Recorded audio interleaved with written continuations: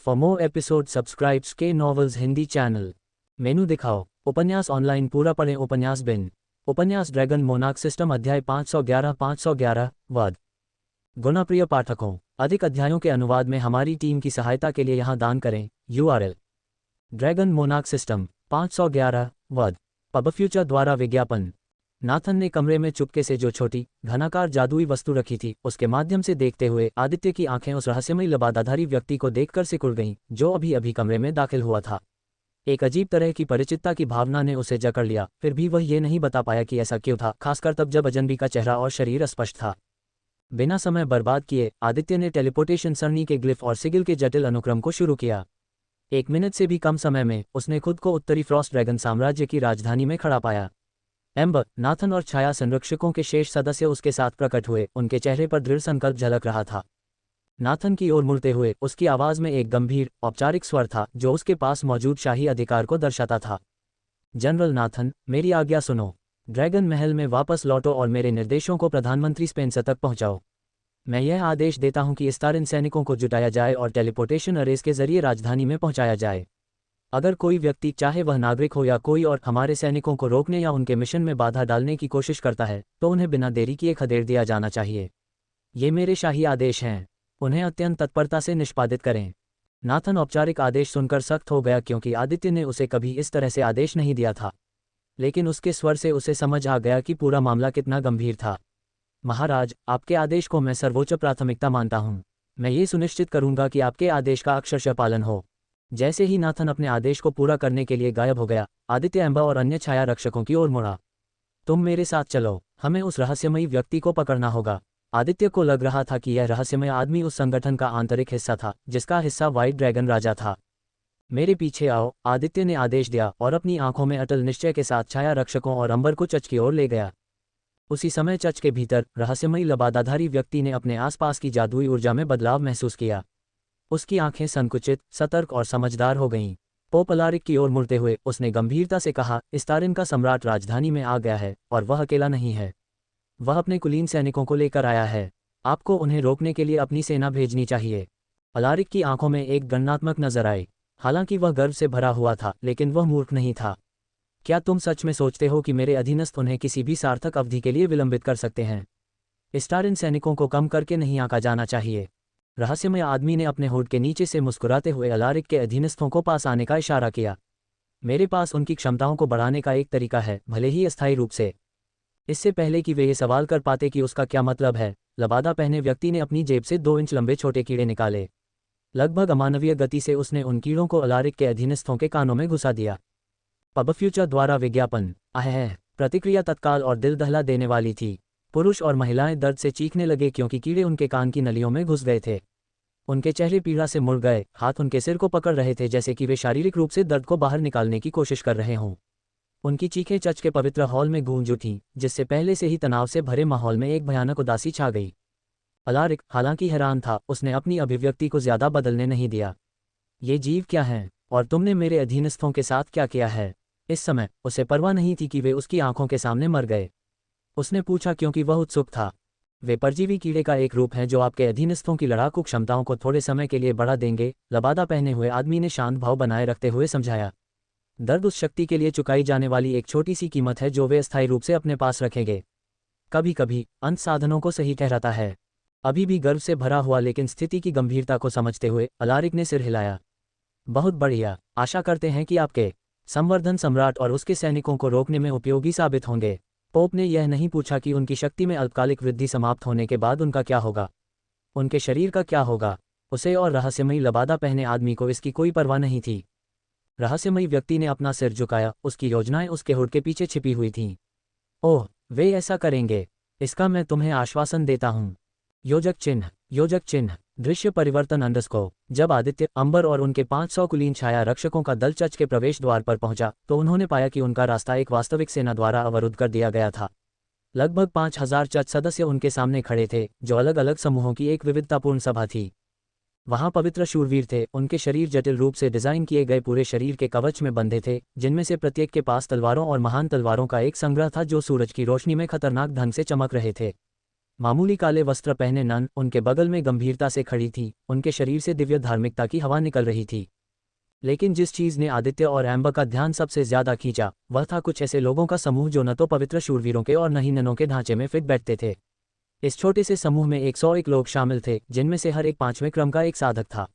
इस बात की विशालता ने आदित्य और एम्बर दोनों को एक दूसरे की ओर देखने पर मजबूर कर दिया। उनकी आंखें अविश्वास और भय के मिश्रण से चौड़ी हो गईं। पब फ्यूचर द्वारा विज्ञापन। आदित्य के लिए यह दृश्य चौंका देने वाला था। 5वें क्रम के साधक के शिखर तक पहुंचना कोई छोटी उपलब्धि नहीं थी। ये 6 महाद्वीपों से आने वाले साधकों के लिए प्राप्त की जा सकने वाली सर्वोच्च उपलब्धि का प्रतिनिधित्व करता था। एक व्यक्ति को भी इस उच्च स्तर तक पहुंचाने के लिए आवश्यक भौतिक और रहस्यमय दोनों तरह के संसाधनों की मात्रा बहुत अधिक थी, जो एक मध्यम स्तरीय साम्राज्य को आर्थिक रूप से बर्बाद करने के लिए पर्याप्त थी। आदित्य को बहुत झटका लगा। यहाँ 101 ऐसी आकृतियां खड़ी थीं जो एक चर्च का हिस्सा थीं, जो एक संप्रभु साम्राज्य भी नहीं था, बल्कि उत्तरी फ्रॉस्ट ड्रैगन साम्राज्य की सीमाओं के भीतर काम करने वाला एक संगठन था। ये कहना कि वह हैरान था कम होगा। वह दंग रह गया, हैरान, पूरी तरह से स्तब्ध। ऐसा लगा जैसे किसी ने उसकी उम्मीदों पर एक टन ईंटें गिरा दी और उन्हें छोटे छोटे टुकड़ों में तोड़ दिया। एम्बर भी उतनी ही स्तब्ध थी। उसने अपने समय में कई दुर्जय शत्रुओं का सामना किया था, लेकिन यह एक ऐसी सेना थी जिसे समझना मुश्किल था। यह एक कथित गैर सैन्य इकाई के पिछवाड़े में परमाणु हथियारों के शस्त्रागार की खोज करने जैसा था। इसने उन सभी चीज़ों की नींव हिला दी जिन्हें वह संभव मानती थी। एक गूंजती हुई क्रैक के साथ जो वास्तविकता के बहुत ही ताने बाने को चीरती हुई सी लग रही थी, आदित्य के चारों ओर लाल रंग की बिजली चमक उठी। राजधानी के ऊपर के आसमान में परिवर्तन के साथ ही वातावरण में तनाव महसूस होने लगा। एक बार उज्ज्वल और धूप वाला यह अब एक अशुभ अंधेरा बन गया, क्योंकि भयावह बादल एक साथ आ गए, मानो ड्रैगन सम्राट के अडिग संकल्प के साथ खुद को संरेखित कर रहे हों। आदित्य ने अपनी काली तलवार पकड़ी और एक कदम आगे बढ़ा। अंबर, बाकी लोगों से निपटो। इन शिखर 5वें क्रम के साधकों को संभालना मेरा काम है। अगर किसी ने ड्रैगन सम्राट के नाम से मशहूर आदित्य से यह सवाल करने की हिम्मत की होती कि क्या उन्हें 101 शीर्ष 5वें क्रम के साधकों का सामना करने में डर लगता है, खासकर तब जब वे खुद शीर्ष 3 क्रम के साधक हैं, तो उन्हें शब्दों से नहीं बल्कि एक मुस्कुराहट से जवाब मिलता। एक मुस्कुराहट जो बहुत कुछ कहती है, एक मुस्कुराहट जो बताती है कि उन्हें किसी से डर नहीं लगता, चाहे वे कितने भी शक्तिशाली क्यों न हों। हालांकि यह सच है कि आदित्य को गहरा सदमा लगा था। वास्तव में उसके खिलाफ खड़े शीर्ष 5वें क्रम के साधकों की चौंका देने वाली संख्या से वह दंग रह गया था, लेकिन इसका मतलब डर नहीं था। अगर उसके छाया संरक्षकों ने चर्च के भीतर ऐसी ताकत का पहले ही पता लगा लिया होता, तो आदित्य ने चर्च के भ्रष्ट कामों को जनता के सामने एक मापा तरीके से उजागर करने में समय बर्बाद नहीं किया होता। नहीं, वह चर्च को एक टिक टिक करता हुआ टाइम बम मानता जिसे तुरंत निष्क्रिय करने की जरूरत थी, एक घातक वायरस जिसे दक्षिणी क्षेत्र से बिना देरी किए मिटा दिया जाना चाहिए। हालांकि उनके पास इस बात का कोई जवाब नहीं था कि चर्च ने 5वीं श्रेणी के साधकों की इतनी बड़ी ताकत कैसे जुटाई, लेकिन उन्हें संदेह था कि इसका कुछ संबंध उस रहस्यमयी व्यक्ति से था जो पोप के पास गया था। एक अज्ञात कारक जिसने समीकरण को पूरी तरह से बदल दिया। उच्च पादरी हैरिस, चर्च के सेवक, ईश्वरीय अधिकार के वाहक, मैं आपको बताता हूँ, इस्तारिन सम्राट, आपने बहुत बड़ी गलती की है, उस आदमी ने कहा। उसकी सफ़ेद दाढ़ी उसके लहराते सफ़ेद लबादे पर सुनहरे कढ़ाई के विपरीत थी। उसकी आंखें, जो कभी शांत और स्थिर थीं, अब बेकाबू गुस्से से उबल रही थीं। आपने हमें अपमानित किया है, आपने हमें तोड़ दिया है, और जब तक हम खड़े हैं, जब तक हम सांस लेते हैं, हम। वह अपनी बात पूरी भी नहीं कर पाया था कि एक लाल बिजली का बोल्ट, मानो किसी अदृश्य हाथ से बुलाया गया हो, आकाश से गिरा और सीधे उसके सिर पर आ गिरा। टकराना, दरार। पब फ्यूचर द्वारा विज्ञापन। ऐसा लग रहा था मानो आकाश नीचे चल रहे नाटक का जवाब दे रहा हो। पहले से ही अंधकार में और अशुभ आकाश हिलने लगा और गड़गड़ाने लगा, मानो क्रोधित देवता अपनी नाराजगी व्यक्त कर रहे हों। गहरे बादलों में लाल बिजली चमकने लगी। जब सबकी नज़रें उस जगह पर गईं जहां आदित्य खड़ा था, तो उन्हें खाली हवा के अलावा कुछ नहीं मिला। वह गायब हो गया था, जैसे कि वह वहां था ही नहीं, और सिर्फ आवेशित वातावरण और इकट्ठा होते तूफानी बादल ही उसकी मौजूदगी के सबूत थे। खोजो, उसे मार डालो। शिखर 5वीं श्रेणी के साधक हरकत में आ गए। उनकी आंखें हर दिशा में पागलों की तरह घूम रही थीं। वे आदित्य को ढूंढने की बेताबी से कोशिश कर रहे थे, लेकिन ऐसा लग रहा था जैसे वह धुएं का एक झोंका बन गया हो, हवा में घुल गया हो। चाहे वे कहीं भी देखें, चाहे उनकी इंद्रियां कितनी भी तेज क्यों न हो, उन्हें उसका एक भी निशान नहीं मिल पा रहा था। ऐसा लग रहा था जैसे धरती ने उसे निगल लिया हो और वे तिनके का सहारा लेकर रह गए हों। उनके हाव भाव सदमे से बेचैनी और फिर पूरी तरह से भय में बदल गए हों। स्वूश, दरार। इस समय आदित्य इतना तेज हो गया था कि 5वीं श्रेणी के साधक भी उसकी उपस्थिति को महसूस नहीं कर पा रहे थे। ऐसा लग रहा था जैसे वह प्रकृति के साथ एक हो गया हो। वह इतनी तेजी से आगे बढ़ा कि उसने इस दुनिया के ध्वनि अवरोध को आसानी से तोड़ दिया। इस दुनिया का ध्वनि अवरोध पृथ्वी के ध्वनि अवरोध से कई गुना ज्यादा था। जब आदित्य गायब हुआ तो अगले ही पल सभी ने धमाकेदार आवाज़ें सुनी, लेकिन आदित्य के नज़रिए से मानो समय की रफ्तार धीमी हो गई हो। वह इतनी तेजी से आगे बढ़ रहा था कि उस समय 5वीं श्रेणी के साधक भी कछुओं की तरह धीमी गति से चल रहे थे। स्वूश! करीब 1 सेकंड बाद आदित्य वापस उसी जगह पर आ गया जहां वह पहले खड़ा था। 101 शिखर 5वें क्रम के साधकों ने आदित्य की ओर देखा। अगले ही सेकंड कुछ ऐसा हुआ कि वहां मौजूद सभी लोग हैरान और अचंभित रह गए। एक एक करके 101 शिखर 5वें क्रम के साधकों के सिर जमीन पर गिरने लगे। यहां तक कि जिन साधकों के सिर आदित्य ने काटे थे वे भी अविश्वास से आदित्य को देख रहे थे, क्योंकि वे धीरे धीरे अपनी चेतना खो रहे थे। एम्बर ने सोचा कि अब जब वह शुरुआती 5वें क्रम की साधना तक पहुंच गई है तो वह कुछ हद तक आदित्य को पकड़ पाएगी, लेकिन अब वह साबित हो चुकी थी कि वह कितनी गलत थी और कितनी नादानी से और कितनी ऊंची तरह से वह आदित्य की तुलना में खुद का मूल्यांकन कर रही थी। इस समय वह जानती थी कि वह आदित्य के शक्ति स्तर के करीब भी नहीं थी। पलक झपकते ही आदित्य उसी स्थान पर फिर से प्रकट हो गया जहां वह कुछ क्षण पहले खड़ा था। 101 शिखर 5वें क्रम के साधक जो उसे खोजने के लिए बहुत उत्सुक थे ने अपनी आंखें उस पर टिका दी। तभी कुछ ऐसा हुआ जो लगभग समझ से परे था, एक ऐसी तरलता के साथ जो कल्पना से परे थी और एक ऐसी गति के साथ जिसने उनकी दुनिया के ध्वनि अवरोध को तोड़ दिया जो पृथ्वी के ध्वनि अवरोध से कई गुना अधिक था। सभी 101 साधकों के सिर लगभग एक साथ जमीन पर गिर गए। एक पल के लिए तो मानो हवा में अविश्वास छा गया। कटे हुए सिर भी आदित्य को घूर रहे थे, उनकी आंखें सदमे और विस्मय के मिश्रण से चौड़ी हो गई थीं और चेतना की रोशनी धीरे धीरे उनसे मंद पड़ रही थी। माहौल में सन्नाटा पसरा हुआ था। आदित्य की हरकतों की गति और सटीकता ने सभी को चौंका दिया था।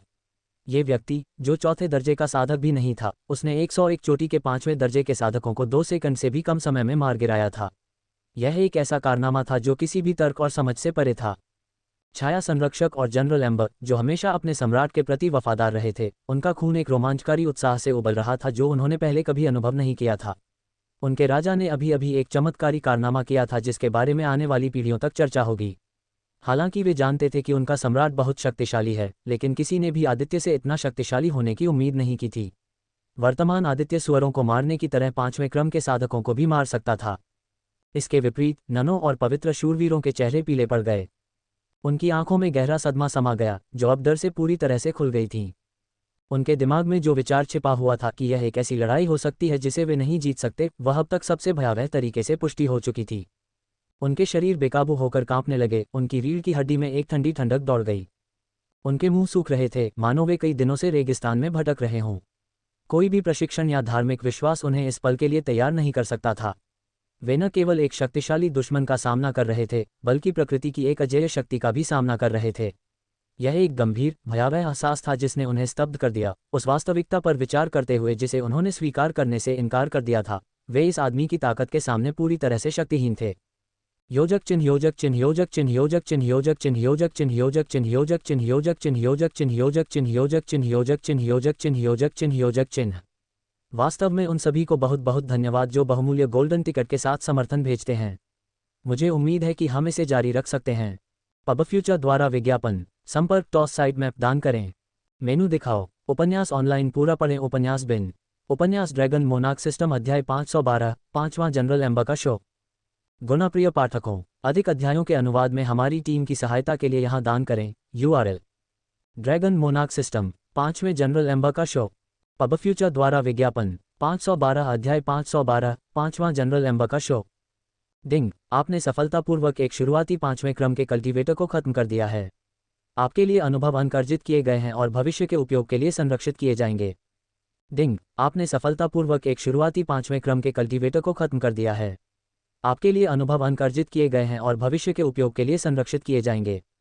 डिंग, आपने मध्य 5वें क्रम की स्थिति वाले एक कल्टीवेटर को सफलतापूर्वक समाप्त कर दिया है। आपके लिए अनुभव अंक अर्जित किए गए हैं और भविष्य के उपयोग के लिए संरक्षित किए जाएंगे। डिंग, आपने मध्य 5वें क्रम की स्थिति वाले एक कल्टीवेटर को सफलतापूर्वक समाप्त कर दिया है। आपके लिए अनुभव अंक अर्जित किए गए हैं और भविष्य के उपयोग के लिए संरक्षित किए जाएंगे। डिंग, आपने सफलतापूर्वक एक शुरुआती 5वें क्रम के कल्टीवेटर को खत्म कर दिया है। आपके लिए अनुभव अंक अर्जित किए गए हैं और भविष्य के उपयोग के लिए संरक्षित किए जाएंगे। डिंग, आपने मध्य 5वें क्रम की स्थिति वाले एक कल्टीवेटर को सफलतापूर्वक समाप्त कर दिया है। आपके लिए अनुभव अंक अर्जित किए गए हैं और भविष्य के उपयोग के लिए संरक्षित किए जाएंगे। डिंग, आपने मध्य 5वें क्रम के एक साधक को सफलतापूर्वक समाप्त कर दिया है। सिस्टम से नोटिफिकेशन देखकर आदित्य हैरान रह गया। उसने अभी अभी जिन कल्टीवेटर्स को मारा था वे पीक 5वें क्रम के कल्टीवेटर्स थे। फिर भी सिस्टम उसे दिखा रहा था कि उसने बिगिनर और मिड ऑर्डर कल्टीवेटर्स को मारा है। उसे कुछ पता नहीं था कि क्या हो रहा है। आदित्य को इस बात पर संदेह नहीं था कि सिस्टम ने कुछ गलती की होगी। सिस्टम द्वारा गलती करने की संभावना पूरी तरह से शून्य थी। इसका मतलब है कि उस संगठन के रहस्यमयी लबादे वाले आदमी ने इन साधकों के साथ कुछ ऐसा किया है जिससे उनकी साधना की रैंक कुछ समय के लिए कम हो गई है। आदित्य ने मन ही मन सोचा। आदित्य को अपने सिद्धांत पर पूरी तरह यकीन नहीं था। इस समय उसके पास यही एकमात्र संभावित व्याख्या थी। आदित्य ने शांति से एम्बर की ओर देखा। दोनों एक दूसरे को एक पल के लिए घूरते रहे, फिर एम्बर आगे बढ़ गया। आदित्य ने एक पल के लिए एम्बर की पीठ देखी और फिर एक बार फिर गायब हो गया। स्वूश, उसने बाकी को अपने जनरल एम्बर के लिए छोड़ दिया था। अब जब एम्बर ने अपनी वंशावली विकसित कर ली है और शुरुआती 5वें क्रम तक भी पहुंच गई है, तो उसे पूरा भरोसा है कि वह छाया संरक्षकों की किसी भी मदद की आवश्यकता के बिना बाकी दुश्मनों को खत्म करने में सक्षम होगी। एम्बर ने देखा कि आदित्य गायब हो गया है। उसने अनुमान लगाया कि वह रहस्यमयी लबादाधारी आदमी और पवित्र पोप के पीछे चला गया होगा, इससे पहले कि वे दोनों भाग जाएं या कोई खतरनाक योजना बना लें। पब फ्यूचर द्वारा विज्ञापन। अपनी खंजर निकालकर एम्बर शांति से चर्च की बाकी सेनाओं की ओर चलने लगी। उसे इतनी शांति से अपनी ओर आते देख चर्च की सेनाओं को उस अज्ञात शक्ति से खतरा महसूस हुआ जो स्टारिन साम्राज्य के 5वें जनरल के पास हो सकती है। साथ ही उनके दिमाग में आदित्य ने उनके शीर्ष 5वें क्रम के साधकों के साथ जो कुछ किया था उसकी यादें अभी भी बहुत ताज़ा और स्पष्ट थीं। इसने उन्हें एम्बर पर हमला करने में और भी अधिक हिचकिचाहट पैदा कर दी। कौन जानता है कि आदित्य आसपास हो सकता है और इससे पहले कि वे उस पर हमला करें उनके सिर हवा में उड़ सकते हैं। सभी लोग घबराए हुए देख रहे थे कि एम्बर शांत और स्थिर कदमों से उनकी ओर बढ़ रही है। तुम मूर्ख हो, तुम उस पर हमला क्यों कर रहे हो? हम किस बात से हिचकिचा रहे हैं? हम वैसे भी मरने वाले हैं। मौत आज या कल हमें ले जाएगी। इसलिए चलो कायरतापूर्ण जीवन न जिएं और शेर की तरह जिएं, ताकि अगर हम यहाँ मर भी जाएं तो हमें कोई पछतावा या अपराधबोध न हो। पवित्र शूरवीरों में से एक ने बहुत जोर से चिल्लाया कि कोई भी दुश्मन पर हमला नहीं कर रहा है। मानो उनके भाषण से सदस्यों को कुछ उम्मीद जगी, सभी को कुछ हिम्मत मिली और एक एक करके सभी ने एम्बर पर हमला करना शुरू कर दिया। एक बूढ़ी नन ने एम्बर की ओर हाथ बढ़ाया और फिर अपनी आंखें बंद कर लीं।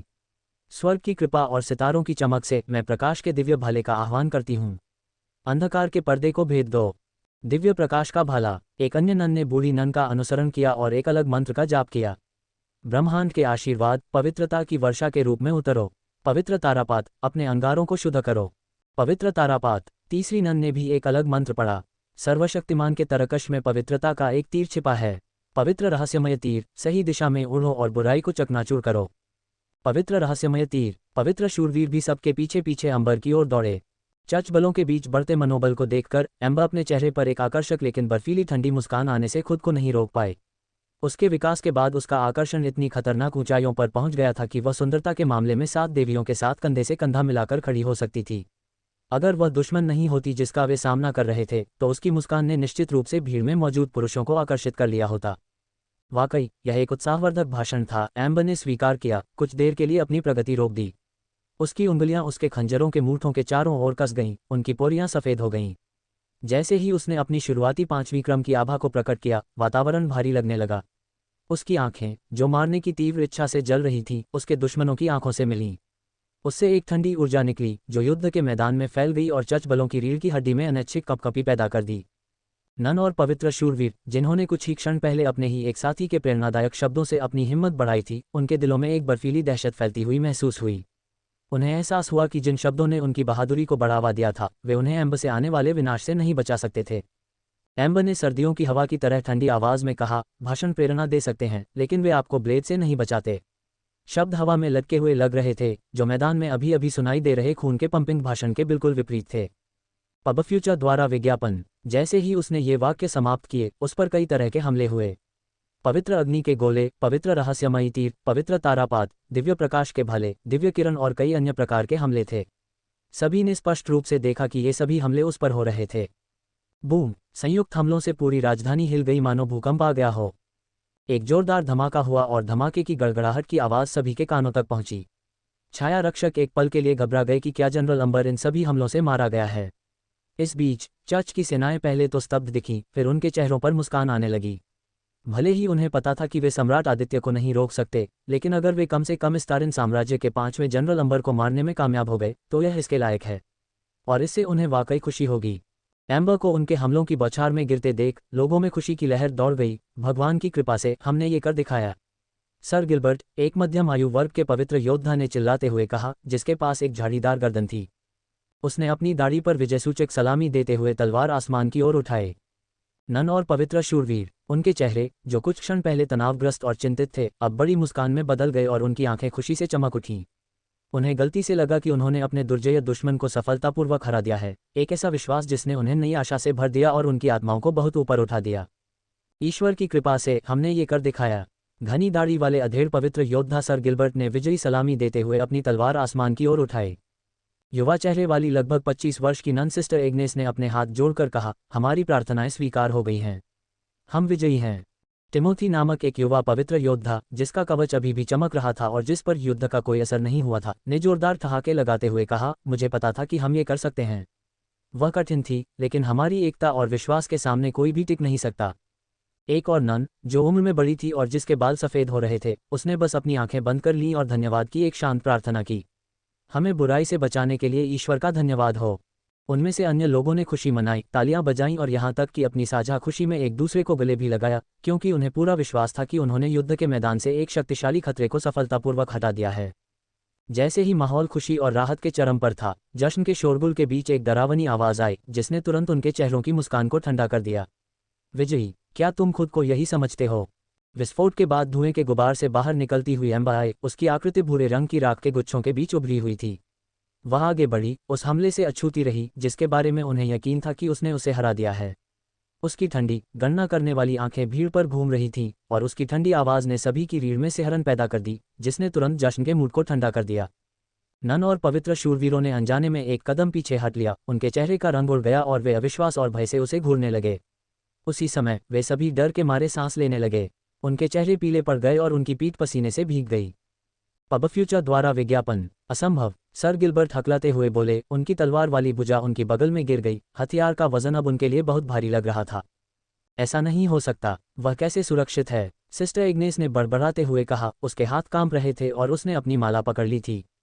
टिमोथी, वह युवा पवित्र योद्धा जो कुछ क्षण पहले बहुत खुश था, ने गहरी सांस ली, उसकी आंखें भय से चौड़ी हो गईं। तुम किस तरह के राक्षस हो? वृद्ध नन, जिसने कृतज्ञता की प्रार्थना करने के लिए अपनी आंखें बंद कर ली थीं, अब अपनी आंखें खोलती हैं, उसका भाव शांति से गहरी चिंता में बदल जाता है। ये घृणित कार्य है। डर। 9:46, धुएं और लपटों के बीच से एक दूसरी आकृति उभरी। ये दूसरी एम्बर थी, पहली वाली की दर्पण छवि, उसकी अभिव्यक्ति मूल वाली की तरह ही ठंडी और दृढ़ थी। क्या ऐसा है? फिर आप इसे कैसे समझाएंगे? दूसरी एम्बर की बर्फीली आवाज़ हवा में गूंज रही थी, जिसने चर्च की सेनाओं को उनके मूल तक जमा दिया। दोनों एम्बर एक दूसरे के बगल में खड़ी थीं, और जब वे खड़ी थीं, तो उन दोनों से एक दमनकारी आभा निकल रही थी। भीड़ में भारी, स्तब्ध चुप्पी छा गई। जबड़े खुले रह गए, आंखें चौड़ी हो गईं और अविश्वास और भय में तलवारें और ढालें नीचे कर दी गईं। लेकिन वे दो हैं। सर रेजिनाल्ड की आवाज़ कांप उठी क्योंकि उन्होंने अपने सामने मौजूद वास्तविकता पर सवाल उठाया। नहीं, ऐसा नहीं हो सकता, सिस्टर एलेनोर ने बड़बड़ाते हुए कहा। उसकी आंखें दो एम्बर के बीच घूम रही थीं, जैसे कि उसे उम्मीद हो कि एक गायब हो जाएगा। उसकी उंगलियां घबराहट में उसके क्रॉस पेंडेंट को पकड़ रही थीं। सर लियोनार्ड, एक वृद्ध, युद्ध प्रशिक्षित पवित्र योद्धा, ने अपना हेलमेट उतार दिया, जिससे उसका चेहरा अविश्वास और भयावहता से भरा हुआ दिखाई दिया। हम अपनी समझ से परे, अपने सबसे बुरे डर से परे किसी चीज़ का सामना कर रहे हैं। मारिया नाम की एक युवा नन सचमुच कांप रही थी, उसकी आंखें आंसुओं से नम थीं। मुझे लगा कि एक तो भयानक होगा, लेकिन दो, हम कभी इसका सामना कैसे कर सकते हैं? Ethereal phantom dragon fox bloodline में विकसित होने के बाद एम्बर ने बहुत सारी शक्तिशाली क्षमताएं प्राप्त की हैं। अब वह पूरे विश्वास के साथ कह सकती है कि इस दुनिया में केवल कुछ ही दुर्लभ असाधारण प्राणी भ्रम में उसकी बराबरी कर सकते हैं। उसकी भ्रम शक्तियां इतनी बढ़ गई थीं कि अब उसके दुश्मनों के लिए वास्तविकता और भ्रम के बीच की सीमा खींचना असंभव हो जाएगा। यहाँ तक कि वेस्पेरा भी, जिसने आदित्य को भ्रम में डाला और लगभग उसे मार डाला, वह वर्तमान एम्बर की बराबरी नहीं कर सकता। अपने विकास के बाद उसने भ्रम से संबंधित कई नए कौशल हासिल किए हैं। नए हासिल किए गए कौशलों में से एक इल्यूजनरी क्वींस मिराज था। यह एक ऐसा कौशल था जिसने उसे अत्यधिक यथार्थवादी भ्रम पैदा करने की अनुमति दी, जो सबसे समझदार प्राणियों को भी धोखा दे सकता है। इन भ्रमों का उपयोग दृष्टि और अन्य इंद्रियों दोनों में हेरफेर करने के लिए किया जा सकता है, जो उसे युद्ध या कूटनीति में एक अविश्वसनीय रूप से बहुमुखी उपकरण प्रदान करता है। आदित्य के जाने के बाद से ही अंबर ने उन्हें बिना जाने ही अपने भ्रम में डाल दिया था। इल्यूजनरी क्वीन की मृग तृष्णा के अलावा उसके पास कई अन्य कौशल थे जिन्हें वह भविष्य में तलाशने के लिए वास्तव में उत्साहित है। मुझे लगता है मैंने उनके साथ काफ़ी समय तक खेला है। अब उनके जीवन को समाप्त करने का समय आ गया है। एम्बर ने नन और पवित्र शूरवीरों को घूरते हुए अपने मन में सोचा। वह उन्हें डरते और भयभीत देखना चाहती थी, और अब उसने अपना लक्ष्य हासिल कर लिया था। उसने उनकी नैतिकता और उनके विश्वास को हिला दिया है और अब उन्हें समाप्त करने का समय आ गया है। योजक चिन्ह योजक चिन्ह योजक चिन्ह योजक चिन्ह योजक चिन्ह योजक चिन्ह योजक चिन्ह योजक चिन्ह योजक चिन्ह योजक चिन्ह योजक चिन्ह योजक चिन्ह योजक चिन्ह योजक चिन्ह योजक चिन्ह योजक चिन्ह। वास्तव में उन सभी को बहुत बहुत धन्यवाद जो बहुमूल्य गोल्डन टिकट के साथ समर्थन भेजते हैं। मुझे उम्मीद है कि हम इसे जारी रख सकते हैं। पब फ्यूचर द्वारा विज्ञापन। संपर्क टॉस साइट मैप दान करें। मेनू दिखाओ। उपन्यास ऑनलाइन पूरा पढ़ें। उपन्यास बिन। उपन्यास ड्रैगन मोनार्क सिस्टम अध्याय 513 नए क्षेत्रों का विलय। आय गुणाप्रिय पाठकों, अधिक अध्यायों के अनुवाद में हमारी टीम की सहायता के लिए यहाँ दान करें। URL ड्रैगन मोनार्क सिस्टम नए क्षेत्रों का विलय। आय एड्स बाय पब फ्यूचर 513 अध्याय 513 नए प्रदेशों का विलय। आय इस बीच आदित्य 2 सेकंड से भी कम समय में चर्च के अंदर पहुंच गया था। अपनी नई गति के साथ उसके लिए उन सभी लोगों से आगे निकलना आसान था जो पोप और रहस्यमय व्यक्ति के लिए समय खरीदने की कोशिश कर रहे थे। जैसे ही वह अंदर पहुंचा, उसने पोप और रहस्यमय व्यक्ति का पता लगाने के लिए अपनी इंद्रियों का विस्तार किया। अरे, मैं बहुत देर से आया। वे पहले ही टेलीपोर्टेशन एरे तक पहुंच चुके हैं। आदित्य ने जितनी तेजी से हो सकता था उतनी तेजी से आगे बढ़कर उन दोनों को पकड़ने और टेलीपोर्ट होने से रोकने की कोशिश की। एक बार जब ये दोनों टेलीपोर्ट हो गए तो उसके लिए उन्हें फिर कभी पकड़ पाना असंभव हो जाएगा। आदित्य न केवल पवित्र पोप को खो देगा, बल्कि वह संगठन के इन सकिल सदस्यों में से एक को पकड़ने का अपना मौका भी खो देगा। जब आदित्य टेलीपोर्टेशन एरे पर पहुंचा तो वह उस रहस्यमयी आदमी को देखकर हैरान रह गया जो उसका इंतजार कर रहा था। 9 चक्रों के कारण टेलीपोर्टेशन एरे चमक रहा था। यह दर्शाता है कि टेलीपोर्टेशन एरे सक्रिय था और रहस्यमयी लबादा पहने आदमी को उसके इच्छित स्थान पर टेलीपोर्ट करने के लिए तैयार था। समय नहीं मिला आदित्य, या अब मैं तुम्हें ड्रैगन सम्राट कहूं। प्रश्नवाचक चिन्ह उद्धरण चिन्ह। परिचित स्वर सुनकर आदित्य ने तुरंत इस आदमी को पहचान लिया। यह आदमी ही था जो उसके हाथों से छूटने में कामयाब रहा।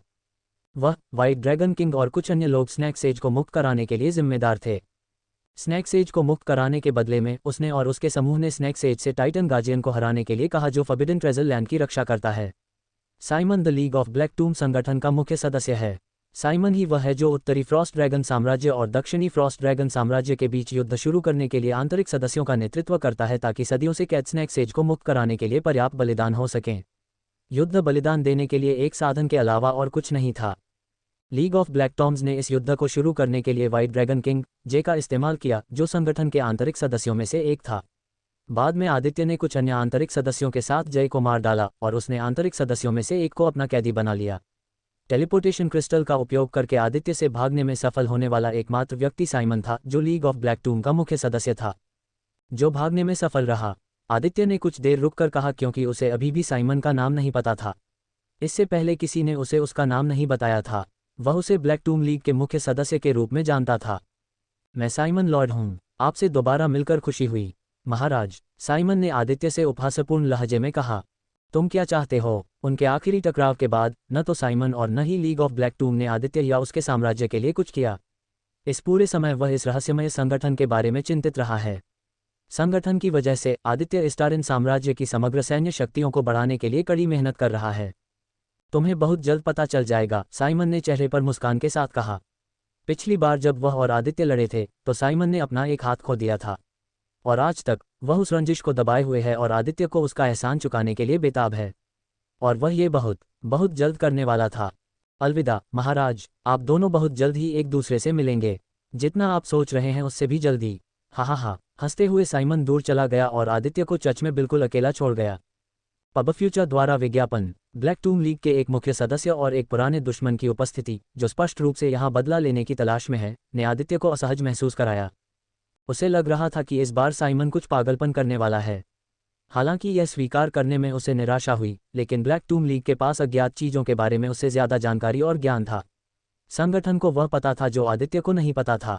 उदाहरण के लिए, ब्लैक टूम लीग के अलावा किसी को नहीं पता था कि स्नैक सेज दक्षिणी क्षेत्र में कैद है, और वे केवल स्नैक सेज को मुक्त करना जानते थे। महाराज, एम्बर जो अभी अभी चर्च की ताकतों से निपट कर आई थी, आदित्य के पास आए। अपनी मौजूदा शक्तियों के साथ उसके लिए उन्हें मारना वाकई आसान था। उसने इन लोगों को प्रताड़ित करने का आनंद लेने में कुछ समय लगाया, जो खुद को संत और प्रकाश का प्रतीक कहते थे। उसने चारों ओर देखा और किसी को नहीं पाया। पूरा चर्च खाली था। चर्च में कोई नहीं था। सभी सदस्य मारे गए, जबकि वरिष्ठ सदस्य जो बच गए थे उन्हें भी उन्होंने मार डाला। अब केवल पोप ही जीवित बचा था। आदित्य ने एक शब्द भी नहीं कहा। वह मुड़ा और चलने लगा। चलो, अंबर समझ गया कि यहाँ कुछ ऐसा हुआ है जो उसे बहुत परेशान कर रहा है। एम्बर ने एक शब्द भी नहीं कहा। वह चुपचाप उसके पीछे पीछे चली गई। जब वे दोनों चर्च से बाहर निकले तो उन्हें नाथन और उसके पीछे इस्तारिन साम्राज्य के 100,000 सैनिक मिले। सभी की नज़रें इस्तारिन सम्राट पर थीं। सैनिकों ने चुपके से सोचा कि सम्राट का पीछा करने वाली यह महिला कौन है। वह कुछ हद तक 5वें जनरल और 5वें डिवीजन की कैप्टन एम्बर जैसी दिख रही थी। कुछ लोग एम्बर को पहचान पाए और आश्चर्य करने लगे कि उसके साथ क्या हुआ। महाराज, मैं आपके आदेशानुसार 100,000 सैनिकों के साथ यहाँ हूँ, नाथन ने धीमे स्वर में कहा। वह स्पष्ट रूप से असहज लग रहा था। नाथन अंधेरे में काम करने के लिए अधिक उपयुक्त था। ऐसी भूमिका निभाने से वह सुर्खियों में आ गया, जिसे करने में उसे सहजता महसूस नहीं हुई, लेकिन चूंकि उसके सम्राट ने उसे ऐसा करने का आदेश दिया था, इसलिए वह सैनिकों का नेतृत्व करने जा रहा था, चाहे उसे कैसा भी महसूस हो। नाथन, छाया रक्षकों को भेजो और चर्च की संपत्ति ले आओ और उसे मेरे पास लाओ। आदित्य कुछ और कहने ही वाला था कि उसने और दूसरों ने देखा कि लोगों की एक बड़ी भीड़ झिझकते हुए उनके पास आ रही थी। वे आदित्य से डरे हुए लग रहे थे और उसके पास जाने में झिझक रहे थे। आदित्य ने भीड़ की ओर देखा जो उसके पास आए और उससे 50 मीटर दूर खड़ी हो गई। वह चुप रहा और भीड़ के कहने का इंतजार करने लगा। जब भीड़ ने सामूहिक रूप से अपने सिर झुकाकर प्रणाम किया तो हवा में हताशा और आत्मसमर्पण की भावना भर गई। कृपया हमें इस्तारिन साम्राज्य का हिस्सा बनने की अनुमति दे, उन्होंने एक स्वर में विनती की। ये देखकर नाथन, एम्बर, छाया रक्षक और 100,000 सैनिक सभी गहरे सदमे और घबराहट से भर गए। उनकी आंखें चौड़ी हो गईं और कुछ ने तो हैरान होकर एक दूसरे को देखा और वे ये समझने की कोशिश कर रहे थे कि वे क्या देख रहे हैं। हालांकि आदित्य ने इस चौंकाने वाले प्रदर्शन के अंतर्निहित पहलुओं को जल्दी से समझ लिया। उसने लोगों की निराशा की गहराई को पहचाना। चर्च के जघन्य कृत्यों के उजागर होने के बाद से ही उनका विश्वास चकनाचूर हो गया था। इसके अलावा उनके अपने साम्राज्य के भीतर आंतरिक कलह, जो सफ़ेद ड्रैगन राजा के युद्धरत बच्चों के कारण हुआ था, को जोड़ दें, और यह स्पष्ट हो गया कि वे इतने घिरे हुए क्यों महसूस कर रहे थे। उनका साम्राज्य गृहयुद्ध में डूब गया था, जहां आम लोगों को पीड़ा का खामियाजा भुगतना पड़ा था। उनका जीवन असुरक्षा, गरीबी और निरंतर संघर्ष से भरा हुआ था। ये बात फैल गई थी कि इस्तारिन साम्राज्य द्वारा कब्जा किए गए क्षेत्रों में उल्लेखनीय परिवर्तन हुए हैं। नौकरियां प्रचुर मात्रा में थीं, लोगों के सिर पर छत थी और भोजन प्रचुर मात्रा में था। अपराध दर में भारी गिरावट आई थी। जीवन की सामान्य गुणवत्ता नई ऊंचाइयों पर पहुंच गई थी। इन भूमियों में नवगठित मध्यम वर्गीय परिवार पनपने लगे, सुरक्षा, स्थिरता और भ्रष्टाचार की अनुपस्थिति का आनंद लेने लगे। इस्तारिन साम्राज्य के सैनिकों और अधिकारियों को उत्पीड़कों के बजाय रक्षक के रूप में देखा जाता था। इसलिए उत्तरी फ्रॉस्ट ड्रैगन साम्राज्य के थके हुए नागरिकों के लिए ये सिर्फ राजनीतिक सीमाओं को बदलने के बारे में नहीं था, ये जीने लायक जीवन की तलाश के बारे में था। इस्तारिन साम्राज्य में शामिल होना सिर्फ एक बेहतरीन परिदृश्य नहीं था, यह उनकी उम्मीद की एकमात्र किरण थी। उन्होंने एक ऐसे भविष्य की कल्पना की जहां उनके बच्चे बिना किसी डर के सड़कों पर खेल सकें, जहां नौकरियां सिर्फ एक सपना न हो और जहां अत्याचार और भ्रष्टाचार के बोझ तले दबे रहने के दिन बहुत पीछे छूट जाएं। उनके दिल और दिमाग में इस्तारिन साम्राज्य में शामिल होना झंडों के बदलाव से कहीं ज्यादा था। यह एक बेहतर अस्तित्व का द्वार था, उन कष्टदायक कठिनाइयों से मुक्त होना जिन्हें वे अच्छी तरह से जानते थे। जब वे आदित्य के सामने झुके तो यह स्पष्ट था कि उनकी दलील शांति, समृद्धि और अंततः जीने लायक जीवन की सामूहिक इच्छा से प्रेरित थी। उस क्षण की गंभीरता को दर्शाते हुए एक कठोर अभिव्यक्ति के साथ आदित्य आगे बढ़ा, परिवर्तन के एक प्रैरी की तरह भीड़ से ऊपर उठ गया। सभी ध्यान से सुनो, इस क्षण से मैं, आदित्य, इस्तारिन साम्राज्य का सम्राट, उत्तरी फ्रॉस्ट ड्रैगन साम्राज्य की सभी भूमि और लोगों पर दावा करता हूँ। इस संदेश को इस क्षेत्र के हर कोने में गूंजने दो। उनकी आवाज़ में दृढ़ निश्चय था जो हवा में गूंज रहा था, जिससे ये स्पष्ट हो गया कि उन्हें हल्के में नहीं लिया जा सकता। अगर तुम मेरे खिलाफ खड़े हो तो अपने आप को मेरा दुश्मन समझो। अगर तुम अपने हथियार डाल दोगे और अपनी वफादारी की प्रतिज्ञा करोगे तो तुम्हारी जान बख्श दी जाएगी। लेकिन मेरे शब्दों पर ध्यान दो, अगर तुम में से कोई भी इस्तारिन साम्राज्य की संप्रभुता के खिलाफ हथियार उठाने की हिम्मत करता है तो जान लो कि तुम जल्दी ही और बिना किसी दया के अपना अंत पाओगे। आदित्य को इस बात का पूरा एहसास था कि वह किस विवादास्पद परिदृश्य में कदम रख रहा है। वह जानता था कि सफ़ेद ड्रैगन राजा के बच्चे सिंहासन के लिए एक तुच्छ और विनाशकारी शक्ति संघर्ष में उलझे हुए थे।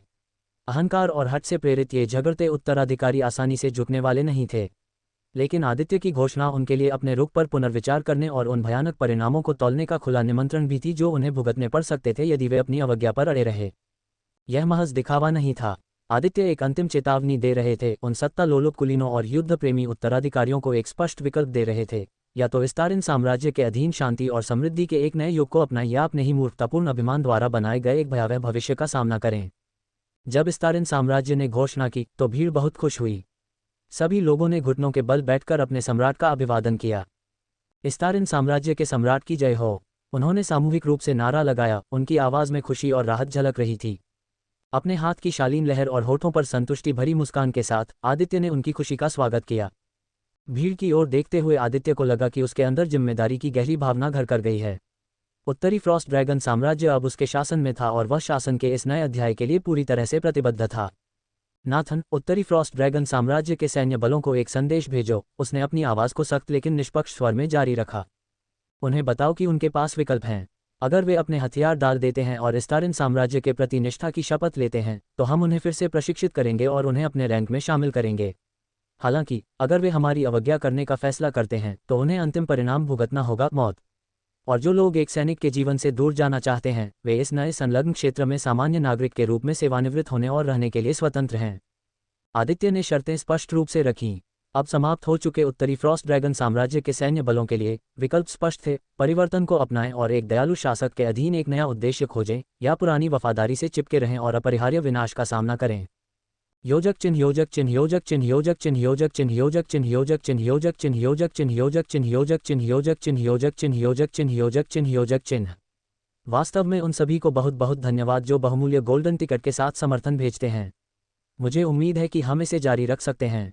पब फ्यूचर द्वारा विज्ञापन। संपर्क टॉस साइट मैप दान करें, मेनू दिखाओ। उपन्यास ऑनलाइन पूरा पढ़ें। उपन्यास बिन।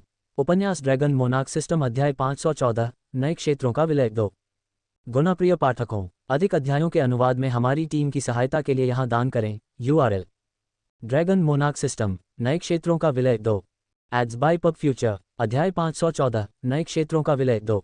आदित्य की घोषणा एक दिन के भीतर पूरे उत्तरी फ्रॉस्ट ड्रैगन साम्राज्य और पूरे डाइंग आइल महाद्वीप में फैल गई। उसके शब्द उसके दुश्मनों और उसके सहयोगियों तक पहुंच गए।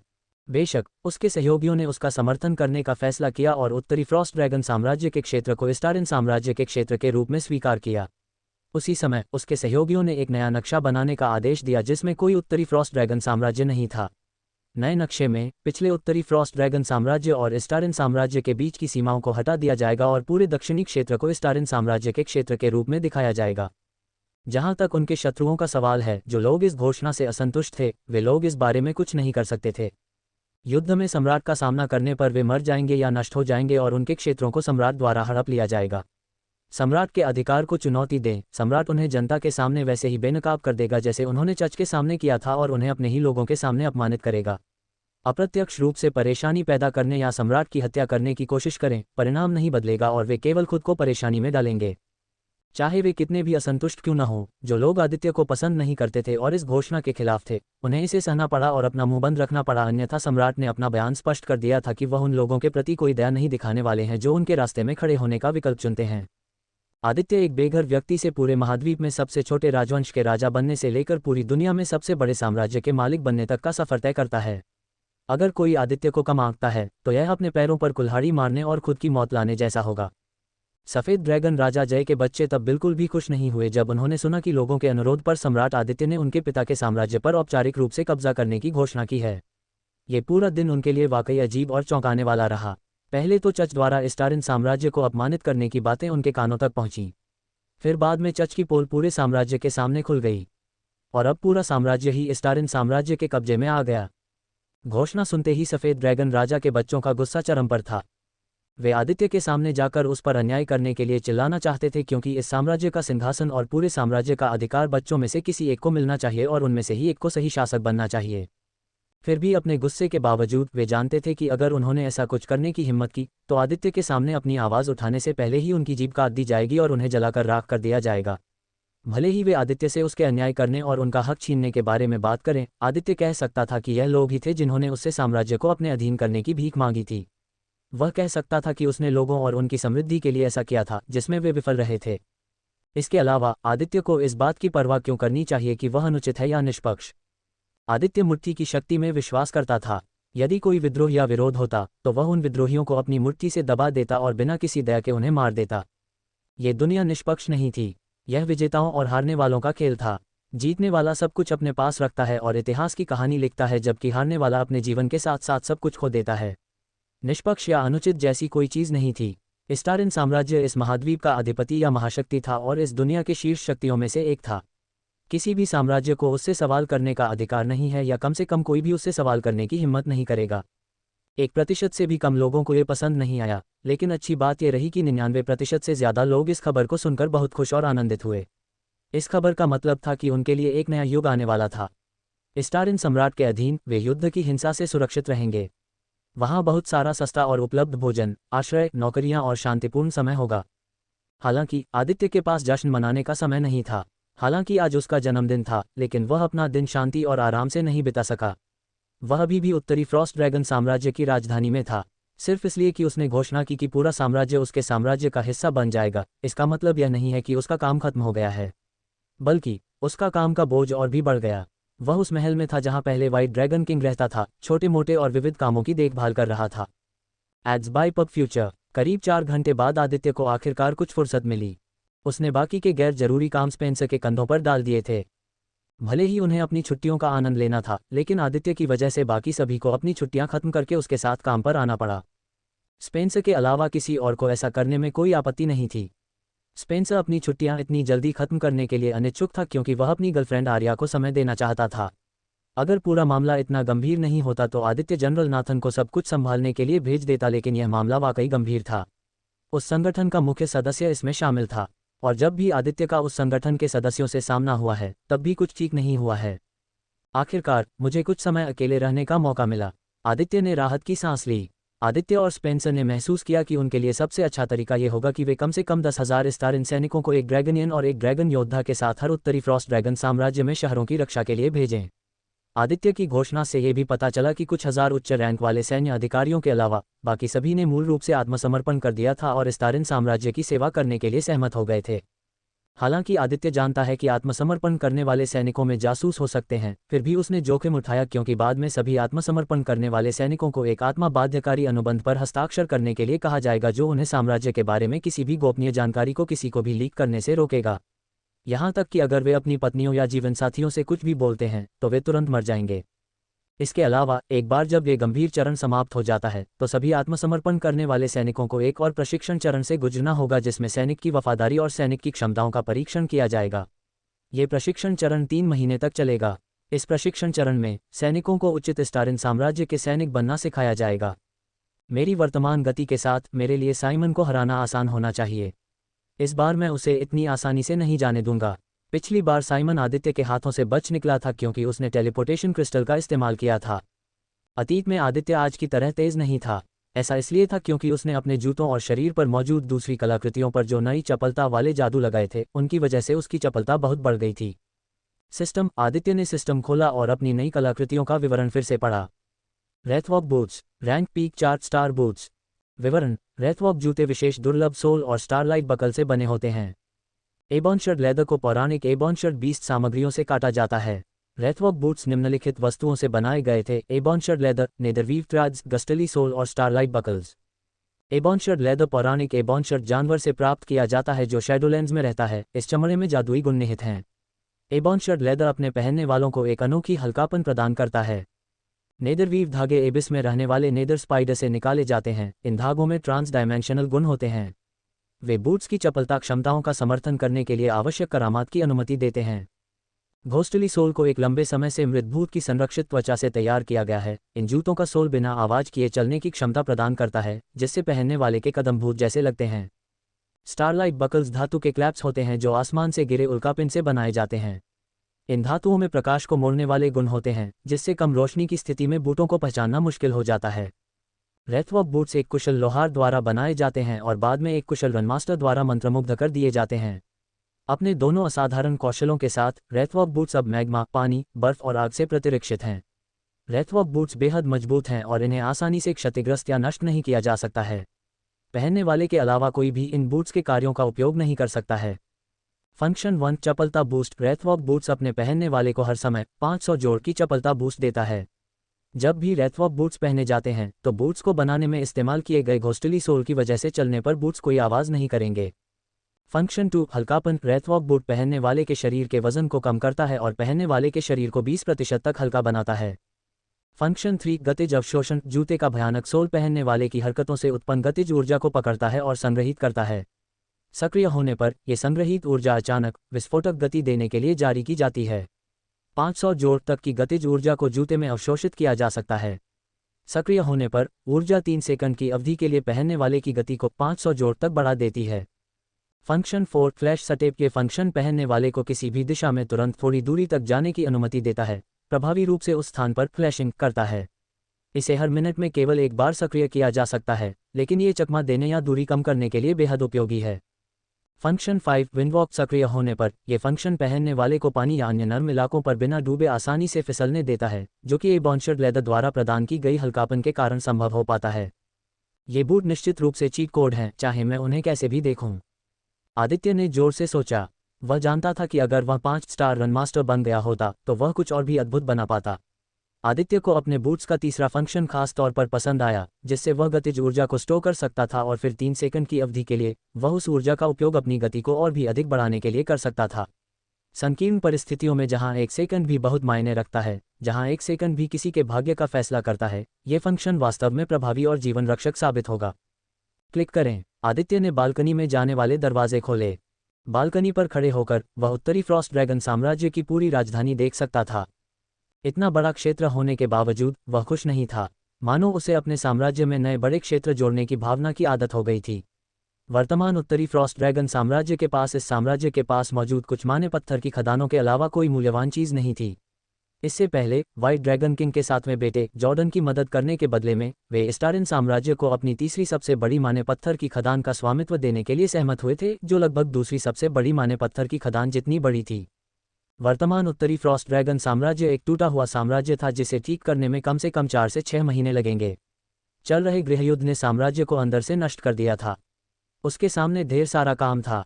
हो सकता है कि अपने सामने इतना सारा काम देखकर आदित्य ने नए बड़े क्षेत्र हासिल करने की खुशी खो दी हो या उसे नए क्षेत्र पाने की आदत हो गई हो। योजक चिन्ह योजक चिन्ह योजक चिन्ह योजक चिन्ह योजक चिन्ह योजक चिन्ह योजक चिन्ह योजक चिन्ह योजक चिन्ह योजक चिन्ह योजक चिन्ह योजक चिन्ह योजक चिन्ह योजक चिन्ह योजक चिन्ह योजक चिन्ह। वास्तव में उन सभी को बहुत बहुत धन्यवाद जो बहुमूल्य गोल्डन टिकट के साथ समर्थन भेजते हैं। मुझे उम्मीद है कि हम इसे जारी रख सकते हैं। Ads by pub future. संपर्क टॉस साइट मैप दान करें, मेनू दिखाओ। उपन्यास ऑनलाइन पूरा पढ़ें। उपन्यास बिन। उपन्यास ड्रैगन मोनार्क सिस्टम अध्याय 515। पार्टी स्थगित करें। गुणाप्रिय पाठकों, अधिक अध्यायों के अनुवाद में हमारी टीम की सहायता के लिए यहाँ दान करें। URL dragon monarch system. Party स्थगित करें। Ads by pub future. अध्याय 515। पार्टी स्थगित करें। जब शाम ढल चुकी थी, आदित्य अपना काम पूरा करके घर लौटा। ऐसा नहीं था कि उसने अपना काम पूरा कर लिया था, बल्कि उसने बाकी काम अपने अधीनस्थों पर छोड़ दिया था। आदित्य को यह स्वीकार करना पड़ा कि स्पेंसर, नाथन, एम्बर और अन्य लोगों की मदद के बिना उसका वर्तमान जीवन वास्तव में बहुत व्यस्त हो जाएगा और उसे अपनी पत्नियों या खुद के लिए कोई समय नहीं मिलेगा। आदित्य रुकना नहीं चाहता था, लेकिन स्पेंसर ने उसे मना लिया। यह उसे रुकने के लिए मजबूर करने जैसा था। स्पेंसर चाहता था कि आदित्य बाकी सब कुछ उसके ऊपर छोड़ दे। उसके प्रधानमंत्री ने उससे कहा कि वह बाकी सब कुछ अपने कंधों पर छोड़ दे और अपने जन्मदिन का आनंद ले। और मैं ये भूल जाता हूँ कि आज मेरा जन्मदिन है, आदित्य ने मन ही मन सोचा। आदित्य के लिए उसका जन्मदिन कभी भी कुछ खास नहीं रहा। उसने बहुत कम ही अपना जन्मदिन मनाया है। उसका जन्मदिन उसके सामान्य दिनों की तरह ही रहा है। महाराज, क्या आप एक कप हर्बल चाय पीना चाहेंगे? आदित्य के दयालु और देखभाल करने वाले बटलर वॉटसन ने उनसे पूछा। नहीं धन्यवाद वॉटसन। बाकी लोग कहाँ हैं? आदित्य ने पूछा। लेडी जूलिया और लेडी एलिसिया ने सुबह उठते ही तुम्हारे बारे में पूछा। नाश्ता करने के बाद वे दोनों अपने माता पिता और परिवार के साथ दिन बिताने चली गईं। लेडी एलिसिया ने मुझसे कहा कि मैं तुम्हें बता दूं कि वह सूर्यास्त से पहले अपने माता पिता के साथ घर आ जाएगी। लेडी एलिसिया के लिए उसने कहा कि वह शाम को वापस आएगी। ये सुनकर आदित्य ने अपना सिर हिलाया। लारा के बारे में क्या? आदित्य ने पूछा, लेकिन इससे पहले कि वॉटसन जवाब दे पाता, रिया ने उसके लिए उत्तर दे दिया। लारा सो रही है। रिया आकर आदित्य के पास बैठ गई। Ads by pub future. मैं आज सुबह उसे अपना खून पिलाना भूल गया क्योंकि मैं जल्दी में था। आदित्य को थोड़ा दोषी महसूस हुआ। साथ ही उसे एहसास हुआ कि यह ज्यादा दिनों तक नहीं चल सकता। उसे वाकई उम्मीद थी कि जूलिया लारा के लिए कोई इलाज बना पाएगी। ऐसा नहीं है कि आदित्य को यह पसंद नहीं था कि वह उसका खून पीती है, लेकिन वह नहीं चाहता था कि वह उस पर बहुत ज्यादा निर्भर हो जाए। इस बीमारी ने उसे जकड़ रखा था। लारा उसकी पत्नियों में एकमात्र नश्वर थी। अगर ऐसा ही चलता रहा तो वह अगले 50 सालों में बूढ़ी हो जाएगी और फिर मर जाएगी। ये कुछ ऐसा था जिसे आदित्य स्वीकार करने के लिए तैयार नहीं था। वह इस शर्मीली लेकिन ईमानदार लड़की से बहुत प्यार करने लगा था जो अपने पति से भी बहुत प्यार करती थी। जब तक इलाज हो जाता तब तक लारा खेती कर पाएगी और हमेशा उनके साथ रहेगी। तो क्या हुआ? रिया ने उसका हाथ थामते हुए पूछा। हालांकि उसने जोर से नहीं कहा, लेकिन वह भी आदित्य के साथ आना चाहती थी। और वॉटसन से वह कहानी के बारे में थोड़ा बहुत जान पाई है। और यह जानकर कि चर्च ने उसके पति का अपमान करने की हिम्मत की है, वह वास्तव में क्रोधित थी। एक पल के लिए उसने ये भी सोचा कि अगर वॉटसन ने उसे नहीं रोका होता तो वह चच का सामना करने के लिए उत्तरी फ्रॉस्ट ड्रैगन साम्राज्य की ओर बढ़ जाती। हम भी सुनना चाहेंगे। अपना सिर उठाते हुए आदित्य ने साशा और उसकी मां लिलिथ को देखा। लिलिथ ही बोल रही थी। हालांकि साशा ने कुछ नहीं कहा, लेकिन वह स्पष्ट रूप से यह जानने में दिलचस्पी ले रही थी कि क्या हो रहा है।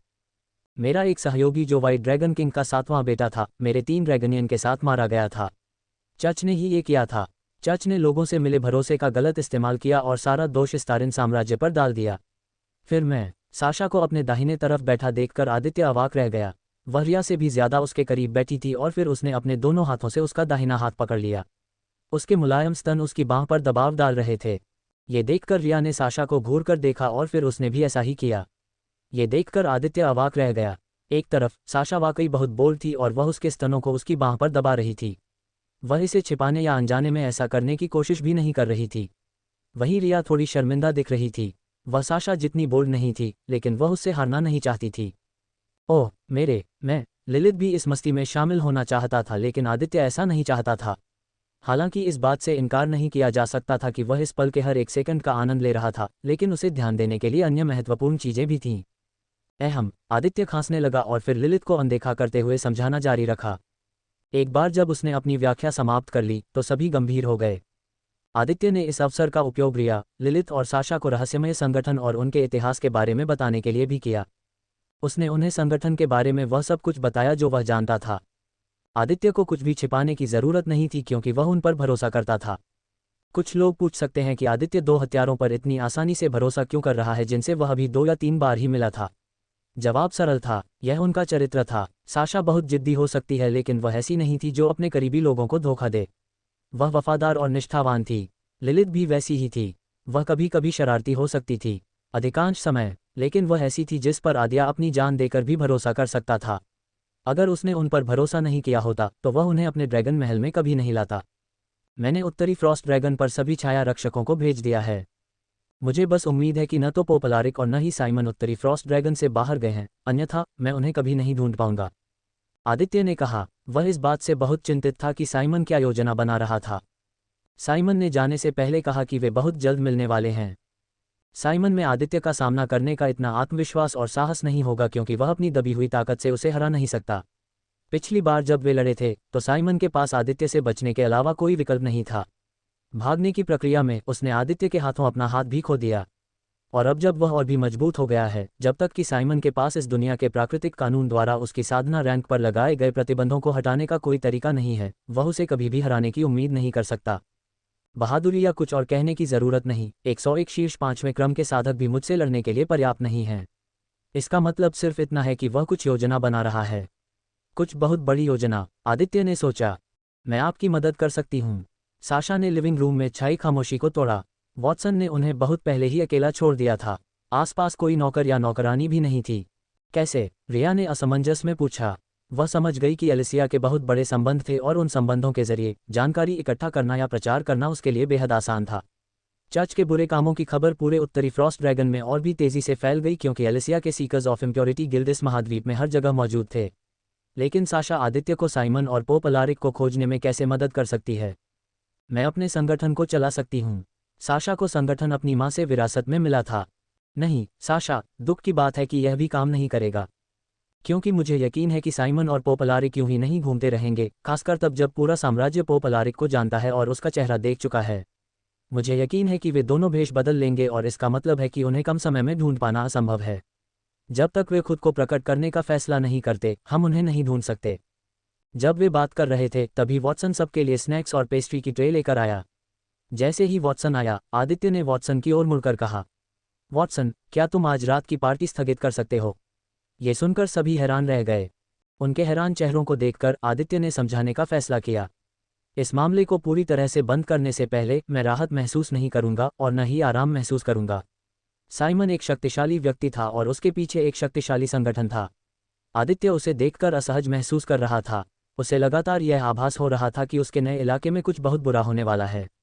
इसलिए उसने जन्मदिन की पार्टी को स्थगित करने का फैसला किया और इसे किसी और समय के लिए आयोजित किया। आदित्य ने जब अपना तर्क समझाया तो वॉटसन ने सिर हिलाया। बाकी सब भी समझ गए। महाराज, मैं सभी मेहमानों को पत्र लिखकर इस बारे में बता दूंगा। धन्यवाद वॉटसन, और परेशानी के लिए माफ़ी भी। आदित्य असहाय होकर मुस्कुराया क्योंकि उसे पता था कि उसने वॉटसन को बहुत काम दिया था। सभी मेहमानों के लिए पत्र लिखने में बहुत समय लगने वाला था। महाराज, आपकी आवश्यकताओं की पूर्ति करना और आपके आदेशों का पालन करना सदैव मेरे लिए सम्मान की बात रही है। ये सुनकर आदित्य मुस्कुराया। मैं व्यक्तिगत रूप से अपने सहयोगियों और जूलिया और एलिसिया के माता पिता को स्थिति बताते हुए पत्र लिखूंगा। यह उचित ही होगा कि आदित्य खुद पत्र लिखकर अपनी ईमानदारी दिखाए और यह भी दिखाए कि यह मामला कितना गंभीर है। आदित्य को उम्मीद थी कि इस मामले से निपटने के लिए 1 सप्ताह काफ़ी होगा। वाटसन को भी यह बात समझ में आ गई। वाटसन ने झुककर उन्हें अकेला छोड़ दिया। योजक चिन्ह योजक चिन्ह योजक चिन्ह योजक चिन्ह योजक चिन्ह योजक चिन्ह योजक चिन्ह योजक चिन्ह योजक चिन्ह योजक चिन्ह योजक चिन्ह योजक चिन्ह योजक चिन्ह योजक चिन्ह योजक चिन्ह योजक चिन्ह। वास्तव में उन सभी को बहुत बहुत धन्यवाद जो बहुमूल्य गोल्डन टिकट के साथ समर्थन भेजते हैं। मुझे उम्मीद है कि हम इसे जारी रख सकते हैं। Ads by pub future. संपर्क टॉस साइट मैप दान करें, मेनू दिखाओ। उपन्यास ऑनलाइन पूरा पढ़ें। उपन्यास बिन। उपन्यास ड्रैगन मोनार्क सिस्टम अध्याय 516 विचित्र घटना।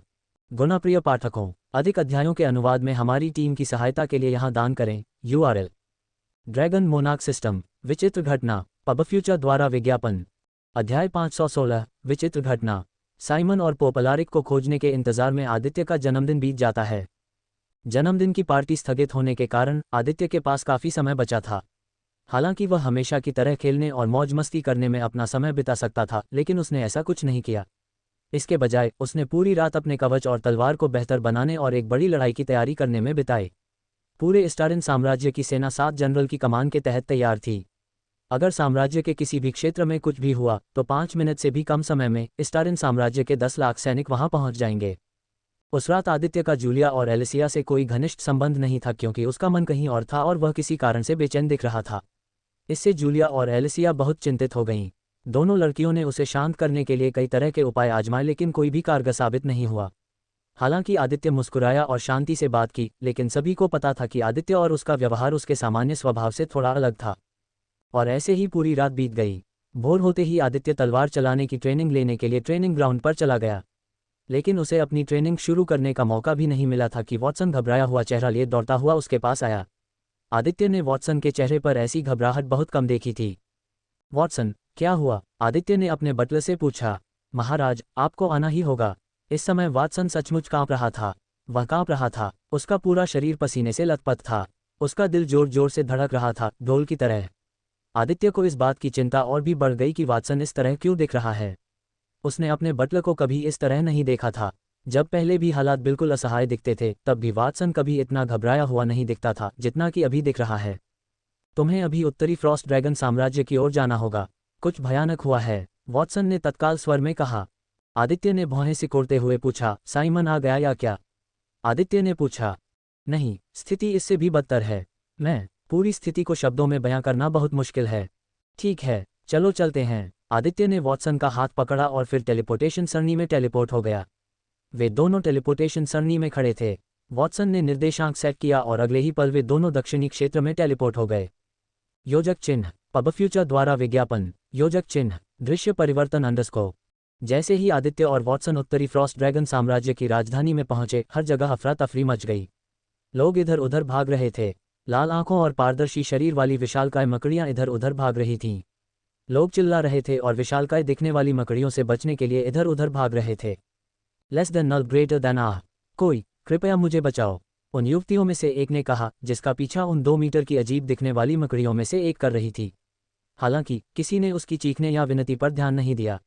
महिला अजीब दिखने वाली मकड़ी से आगे नहीं भाग सकी और अजीब दिखने वाली मकड़ी द्वारा महिला पर फेंके गए सफ़ेद मकड़ी के जाले में से एक ने उसे पकड़ लिया। आदित्य और वॉटसन की नज़रों के सामने अजीब दिखने वाली मकड़ी ने अपना बड़ा घिनौना मुंह खोला और महिला के कंधे पर काट लिया। उनकी चौंका देने वाली और अविश्वास भरी निगाहों के सामने महिला का पूरा शरीर खतरनाक गति से पेड़ के पत्तों की तरह मुरझाने लगा। वह तेजी से बूढ़ी होने लगी।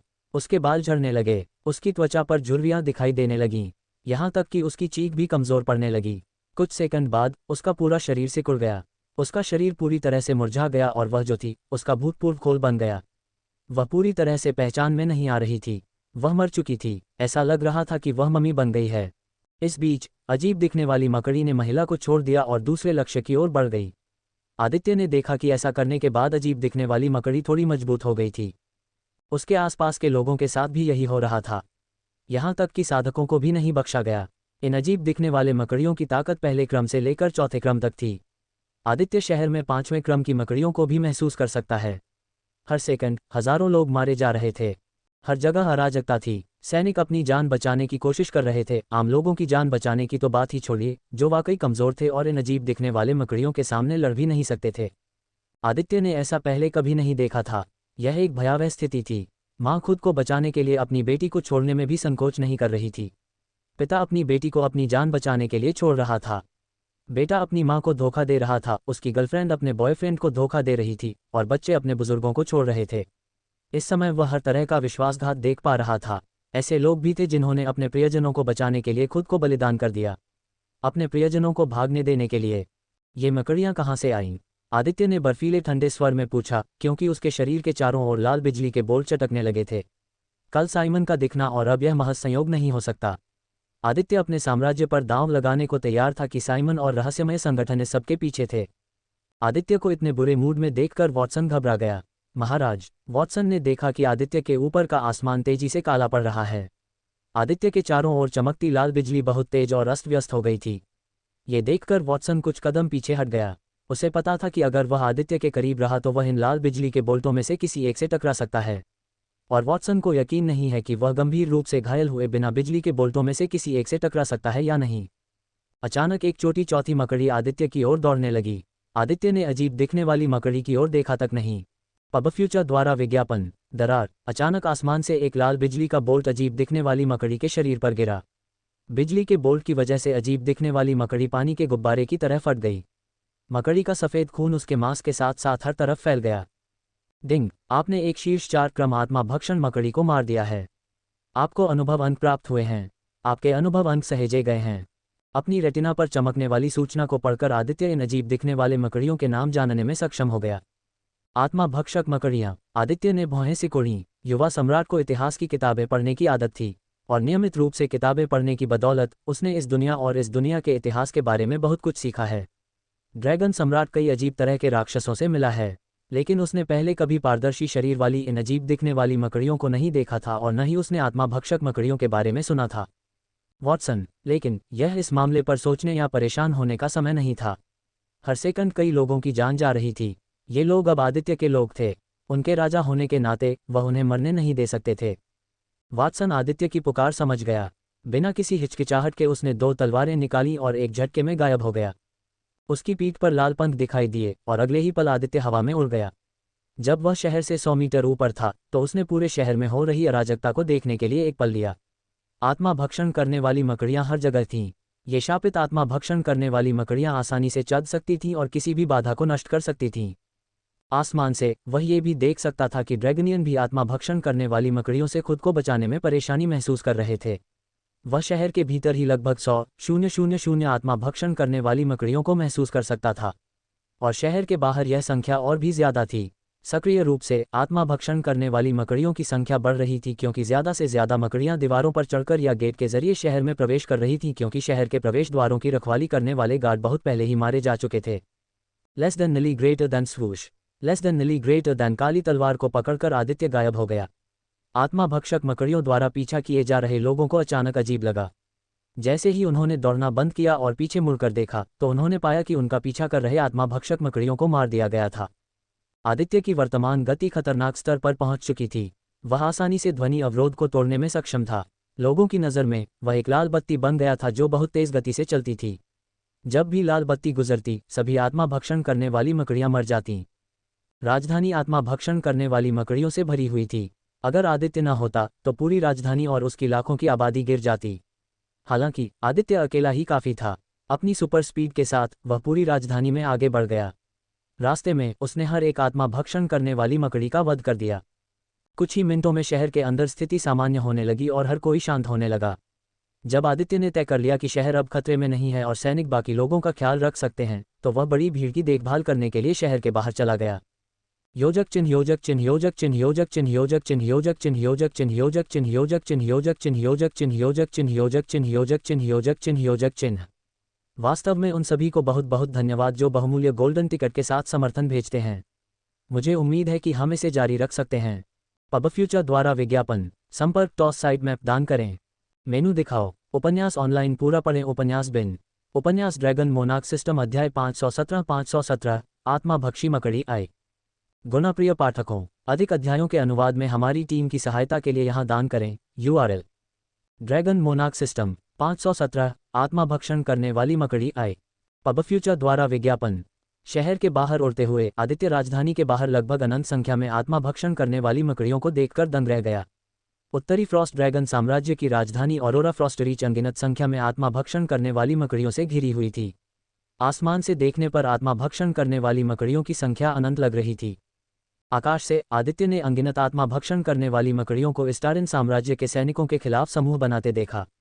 शहर की रक्षा के लिए राजधानी में लगभग 100,000 स्टारिन सैनिक थे। हर सैनिक के लिए कुछ मामलों में 10 से 50 या यहाँ तक कि 100 आत्माभक्षण करने वाली मकड़ियाँ थीं। स्टारिन सैनिक आत्माभक्षण करने वाली मकड़ियों की विशाल संख्या से अभिभूत हो रहे थे। आत्माभक्षी मकड़ियाँ इतनी ज्यादा थीं कि आदित्य को अपनी इंद्रियों से उनकी संख्या गिनने की कोशिश करते हुए सिरदर्द हो रहा था। लेकिन मोटे तौर पर गणना करने पर वह जल्दी से अनुमान लगाने में सक्षम था कि लगभग 17.5 मिलियन आत्माभक्षी मकड़ियाँ थीं। आदित्य को कोई संदेह नहीं था कि यह संख्या इससे भी ज्यादा थी। ये संख्या 25 मिलियन या 50 मिलियन से भी ज्यादा हो सकती है। आखिर राजधानी में इतनी बड़ी संख्या में आत्माभक्षी मकड़ियाँ कैसे आ गईं? आदित्य ने घूरते हुए खुद से पूछा। उसने इस प्रश्न पर और अधिक विचार नहीं किया। वह आगे आकाश में उड़ गया। सभी सैनिक राजधानी में वापस चले जाएं, बाकी का मैं ध्यान रखूंगा। मन के प्रयोग से आदित्य ने अपनी आवाज को बढ़ाया। उसकी आवाज सभी स्टारिन सैनिकों के कानों तक पहुंच रही थी। दुर्भाग्य से अब तक कई सैनिक अपनी जान गंवा चुके थे। करीब 18,000 सैनिक पहले ही मर चुके थे क्योंकि वे आत्माभक्षण करने वाली मकड़ियों की संख्या से अभिभूत थे। अगर सभी आत्माभक्षण करने वाली मकड़ियां प्रथम श्रेणी की होती तो उनमें से 100 मिलियन से लड़ना भी ज़्यादा समस्या नहीं होती। लेकिन आत्माभक्षण करने वाली मकड़ियों में कई मजबूत मकड़ियां थीं। लाखों पीक दूसरे क्रम और पीक तीसरे क्रम की मकड़ियां थीं। हालांकि लाखों पीक दूसरे क्रम और पीक तीसरे क्रम की मकड़ियों की तुलना में पीक चौथे क्रम और पांचवें क्रम की मकड़ियां बहुत कम थीं। जैसे ही आदित्य की आवाज़ उनके कानों में पड़ी, मानो सैनिकों में अचानक लड़ने का नया संकल्प और साहस आ गया हो। सैनिकों ने अपनी सारी शक्तियां लगाकर पीछे लौटने का रास्ता बना लिया। उसी समय आदित्य ने आसमान से लाल बिजली का भी इस्तेमाल किया। उसने अपनी लाल बिजली से उन सैनिकों की मदद की जो बहुत मुश्किल परिस्थितियों में थे और उन्हें शहर के द्वार तक पहुंचने का रास्ता बनाने में मदद की। टकराना टकराना टकराना। कुछ मिनट बाद सैनिक सफलतापूर्वक शहर में वापस चले गए। लेकिन जैसे ही सैनिक पीछे हटे, आत्माभक्षण करने वाली मकड़ियां शहर में घुसने लगीं। आत्माभक्षण करने वाली मकड़ियां 4 प्रवेश द्वारों से और दीवारों पर चढ़कर लड़ाई में शामिल होने की कोशिश कर रही थीं। दीवारों पर सैनिकों ने उन्हें दूर रखने के लिए तोपों, तीरों और लंबी दूरी के मंत्रों का इस्तेमाल करना शुरू कर दिया, लेकिन उनकी संख्या बहुत ज्यादा थी। पब फ्यूचर द्वारा विज्ञापन। इस बीच आदित्य ने गहरी सांस ली। समय आ गया है। गड़गड़ाहट। अचानक बारिश शुरू हो गई। जैसे ही बारिश की पहली कुछ बूंदें आत्माभक्षक मकड़ियों के शरीर पर पड़ी, धुआं उठने लगा। अम्लीय बारिश से आत्माभक्षक मकड़ियों के शरीर जलने लगे। बारिश ने राजधानी पर कोई असर नहीं डाला, मानो बारिश पूरी राजधानी को आत्माभक्षी मकड़ियों से बचा रही हो। अगर कोई दीवारों से एक कदम भी बाहर निकलता तो एसिड रेन की वजह से उसका शरीर जल जाता। राजधानी के चारों ओर बारिश शुरू हो गई। एसिड वर्षा के कारण आत्माभक्षण करने वाली मकड़ियां जल्दी ही मरने लगीं। खासतौर पर प्रथम और द्वितीय श्रेणी की आत्माभक्षण करने वाली मकड़ियां भारी एसिड वर्षा के कुछ सेकंड भी नहीं देख सकीं। जैसे ही एसिड वर्षा उनके शरीर पर पड़ी, उनका मांस जलने और पिघलने लगा। दीवारों से स्टारिन साम्राज्य के घायल और थके हुए सैनिक आश्चर्य और सदमे के मिश्रण के साथ देख रहे थे क्योंकि आत्माभक्षी मकड़ियों की संख्या तेजी से कम होने लगी थी। हालांकि अम्लीय वर्षा को सहन करने में असमर्थ आत्माभक्षी मकड़ियों ने शहर में जाने का प्रयास किया, जहां बिल्कुल भी बारिश नहीं हो रही थी। शहर की रक्षात्मक गुंबद बनाना शुरू करो, वॉटसन ने आदेश दिया। पास के सैनिक ने वही किया जो उसे करने का आदेश दिया गया था। इससे पहले कि आत्माभक्षण करने वाली मकड़ियों की एक बड़ी लहर शहर में प्रवेश कर पाती, एक सफेद पारदर्शी बुलबुले जैसी बाधा ने पूरे शहर को ढक दिया और आत्माभक्षण करने वाली मकड़ियों को अंदर आने से रोक दिया। वाटसन यहीं नहीं रुके। उन्होंने 3 सोलर तोपें निकालीं। उन्होंने 2 सोलर तोपें साथी स्टारिन सैनिकों को दे दी, जबकि एक का इस्तेमाल उन्होंने खुद किया। उन्होंने सैनिकों को सोलर तोपों का इस्तेमाल करना सिखाया। उनकी चौंकती निगाहों के सामने सोलर तोप से प्रकाश की एक लंबी किरण निकली। प्रकाश की किरण ने तुरंत एक रास्ता साफ कर दिया और अपने रास्ते में आने वाली हर आत्माभक्षक मकड़ी को नष्ट कर दिया। यहाँ तक कि 4th ऑर्डर के शीर्ष और 5th ऑर्डर के शुरुआती साधकों को भी नहीं बख्शा गया। बूम! इन सौर तोपों से होने वाले नुकसान को देखकर अन्य 2 सैनिक उत्साहित हो गए और उन्होंने भी सौर तोपों का प्रयोग करना शुरू कर दिया। यहाँ तक कि शीर्ष 3 क्रम आत्माभक्षण करने वाली मकड़ियाँ भी एसिड वर्षा का विरोध नहीं कर सकीं। लगभग आधे या 1 मिनट बाद यहाँ तक कि 3 क्रम आत्मा भक्षण करने वाली मकड़ियाँ भी तेजी से मरने लगीं। इस तरह की परिस्थिति मेरे इस कौशल का उपयोग करने के लिए एकदम सही है। एसिड रेन एक ऐसा कौशल था जो आदित्य को एक बड़े क्षेत्र में एसिड रेन का उपयोग करने देता था। इस कौशल की एकमात्र सीमा ये थी कि एसिड रेन जादुई राक्षसों और उन साधकों के खिलाफ अप्रभावी थी जिनकी खेती का स्तर उससे अधिक था। चूंकि वह वर्तमान में एक शीर्ष 3 क्रम साधक था, इसलिए एसिड रेन 4 क्रम और 5 क्रम आत्मा भक्षण मकड़ियों को मारने के लिए पर्याप्त शक्तिशाली नहीं था। लेकिन इसका मतलब यह नहीं है कि एसिड रेन 4 क्रम को कोई नुकसान नहीं पहुंचा रही थी। आखिरकार 4 क्रम एसिड रेन के लिए पूरी तरह से प्रतिरोधी नहीं थे। उसी समय आदित्य का अनुभव बार तेजी से बढ़ रहा था। उसे ढेर सारे अनुभव अंक मिल रहे थे। सिस्टम लगातार बजने वाली ध्वनि बना रहा था जिससे उसे फिर से सिरदर्द होने लगा था। डिंग, आपने एक शीर्ष 1 क्रम आत्मा भक्षण मकड़ी को मार दिया है। आपके अनुभव अंक सहेजे गए हैं। डिंग, आपने एक शीर्ष 2 क्रम आत्मा भक्षण मकड़ी को मार दिया है। आपके अनुभव अंक सहेजे गए हैं। डिंग, आपने एक शीर्ष 2 क्रम आत्मा भक्षण मकड़ी को मार दिया है। आपके अनुभव अंक सहेजे गए हैं। डिंग, आपने एक शीर्ष 1 क्रम आत्मा भक्षण मकड़ी को मार दिया है। आपके अनुभव अंक सहेजे गए हैं। डिंग, आपने एक शीर्ष 3 क्रम आत्मा भक्षण मकड़ी को मार दिया है। आपके अनुभव अंक सहेजे गए हैं। डिंग, आपने एक शीर्ष 2 क्रम आत्मा भक्षण मकड़ी को मार दिया है। आपके अनुभव अंक सहेजे गए हैं।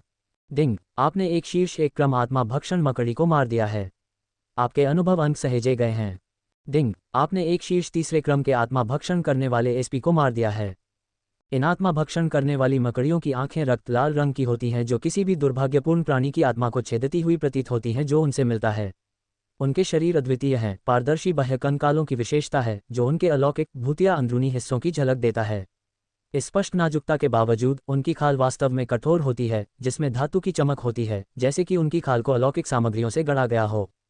उनके लंबे पतले पैर तीखे ऑब्सीडियन जैसे नुकीले सिरे में समाप्त होते हैं जिससे वे भयानक सुंदरता और सुपरफास्ट चपलता के साथ आगे बढ़ने में सक्षम होते हैं। उनके मुंह में दांतेदार जबड़े लगे होते हैं जो जीवित प्राणियों के आध्यात्मिक सार या जीवन शक्ति को चूसने के लिए डिजाइन किए गए हैं। स्वूश, टकराना। अगले कुछ मिनटों में राजधानी के आसपास का इलाका खूनी युद्ध के मैदान में बदल गया जहां एक अकेले आदमी ने 25 मिलियन से ज्यादा आत्मा भक्षण करने वाली मकड़ियों का सामना किया। आदित्य लगातार युद्ध के मैदान के अलग अलग हिस्सों में दिखाई देता और गायब होता रहा। उसने अकेले ही 5वें क्रम और शीर्ष 4थे क्रम की आत्मा भक्षण करने वाली मकड़ियों को हर तरफ से शहर से दूर रखा। वह इतनी तेजी से आगे बढ़ा कि दूसरों को ऐसा लगा जैसे वह हर सेकंड पूरे युद्ध के मैदान में टेलीपोर्ट हो रहा हो। उसी समय एसिड वर्षा के अलावा बिजली की लाल धारें लगातार गिरती रहीं, मानो स्वर्ग आत्मा भक्षण करने वाले मकड़ियों को सजा दे रहा हो। पूरा युद्ध क्षेत्र पागल हो गया था। हर सेकंड आत्मा भक्षण करने वाले मकड़ियों की संख्या तेजी से घट रही थी। पहले 25 मिलियन से ज्यादा आत्मा भक्षण करने वाले मकड़ियां थीं। अब ये संख्या 25 से घटकर 17 मिलियन रह गई थी। मरने वाले 8 मिलियन पीक 1 और 2 ऑर्डर और 3रे क्रम के आत्मा भक्षण करने वाले मकड़ियां थे जो एसिड वर्षा से मर गए। एसिड वर्षा ऑरोरा फ्रॉस्टरीच शहर के लोगों और सैनिकों के लिए एक ढाल बन गई थी। आदित्य के बिना अब तक पूरा ऑरोरा फ्रॉस्टरीच शहर आत्मा भक्षी मकड़ियों द्वारा नष्ट कर दिया गया होता और परिणामस्वरूप लाखों लोग मारे गए होते। यद्यपि इतने कम समय में ही भारी संख्या में सैनिक और लोग मारे गए, जो वास्तव में दुखद और दुर्भाग्यपूर्ण था, परंतु आदित्य के कारण अधिक जनहानि रोकी गई। लड़ाई लगातार 5 घंटे से ज्यादा चली। उन 5 घंटों में आदित्य ने अकेले ही लाखों आत्मा भक्षी मकड़ियों का सामना किया। चूंकि कमजोर मकड़ियां कुछ ही मिनटों में मर गईं, इसलिए बचे हुए मकड़ियां ही असली ताकतवर मकड़ियां थीं। आदित्य के अनुसार ऐसी अजीबोगरीब मकड़ियों का अस्तित्व इस दुनिया के नियमों के विरुद्ध है। इस दुनिया में ऐसा कुछ कैसे हो सकता है? योजक चिन्ह योजक चिन्ह योजक चिन्ह योजक चिन्ह योजक चिन्ह योजक चिन्ह योजक चिन्ह योजक चिन्ह योजक चिन्ह योजक चिन्ह योजक चिन्ह योजक चिन्ह योजक चिन्ह योजक चिन्ह योजक चिन्ह योजक चिन्ह। वास्तव में उन सभी को बहुत बहुत धन्यवाद जो बहुमूल्य गोल्डन टिकट के साथ समर्थन भेजते हैं। मुझे उम्मीद है कि हम इसे जारी रख सकते हैं। पब फ्यूचर द्वारा विज्ञापन संपर्क टॉस साइट मैप दान करें। मेनू दिखाओ। उपन्यास ऑनलाइन पूरा पढ़ें। उपन्यास बिन उपन्यास ड्रैगन मोनार्क सिस्टम अध्याय 518 आत्मा भक्षी मकड़ी 2। गुणाप्रिय पाठकों, अधिक अध्यायों के अनुवाद में हमारी टीम की सहायता के लिए यहाँ दान करें। URL ड्रैगन मोनार्क सिस्टम 518 आत्मा भक्षण करने वाली मकड़ी 2। Ads by pub future. Ding, आपने एक शीर्ष 4 क्रम आत्मा भक्षण मकड़ी को मार दिया है। आपके अनुभव अंक सहेजे गए हैं। डिंग, आपने एक शुरुआती 5वें क्रम की आत्मा भक्षण करने वाली मकड़ी को मार दिया है। आपके अनुभव अंक सहेज लिए गए हैं। डिंग, तुमने एक शीर्ष 3रे क्रम के आत्मा भक्षण करने वाले जासूस को मार दिया है। हफ, आखिरकार आदित्य ने काम पूरा कर लिया। राजधानी के चारों ओर से आत्मा भक्षक मकड़ियों में से हर एक को खत्म करने में उसे 5 घंटे से ज्यादा का समय लगा था। इन घंटों में उसने एक भी ब्रेक नहीं लिया था। पहले तो ऐसा लगा कि चाहे जितने भी कत्लेआम किए जाएं, कोई नहीं बचेगा, और इन आत्मा भक्षक मकड़ियों के लिए जितना ज्यादा वह मारता उतनी ही ज्यादा आती रहती। वह घंटों तक तब तक चलता रहा जब तक कि उसने अंतिम बचे हुए शुरुआती 5वें क्रम के आत्मा भक्षक मकड़ी को खत्म नहीं कर दिया। सांस, आदित्य ने थके हुए स्वर में कहा, काफी समय हो गया है जब मैंने इतनी थकान महसूस की थी। वह इस समय वास्तव में बहुत थक गया था। महाराज, क्या आप ठीक हैं? जैसे ही आदित्य ने आत्मा भक्षी मकड़ियों में से अंतिम को मार डाला, उसका बटलर वॉटसन चिंतित भाव से उसके पास आया। वॉटसन, मैं ठीक हूँ। शहर में सब कुछ कैसा चल रहा है? आदित्य ने थकी हुई मुस्कान के साथ पूछा। आदित्य ऑरोरा फ्रॉस्टरीच सिटी की दीवारों के ऊपर बैठा था। आपकी मदद की बदौलत शहर के अंदर घुसने में कामयाब हुए सभी आत्मा भक्षक मकड़ियों को मार दिया गया है। हालांकि मुझे आपको ये बताते हुए दुख हो रहा है कि हमारे कई सैनिकों सहित बहुत से लोग मारे गए हैं। ये सुनकर आदित्य ने दूर की ओर देखते हुए आह भरी। ये सुनकर उसे बहुत दुख हुआ, लेकिन आत्मा भक्षक मकड़ियों का ये पूरा आक्रमण कुछ ऐसा था जिसकी न तो आदित्य ने और न ही किसी और ने कल्पना की थी।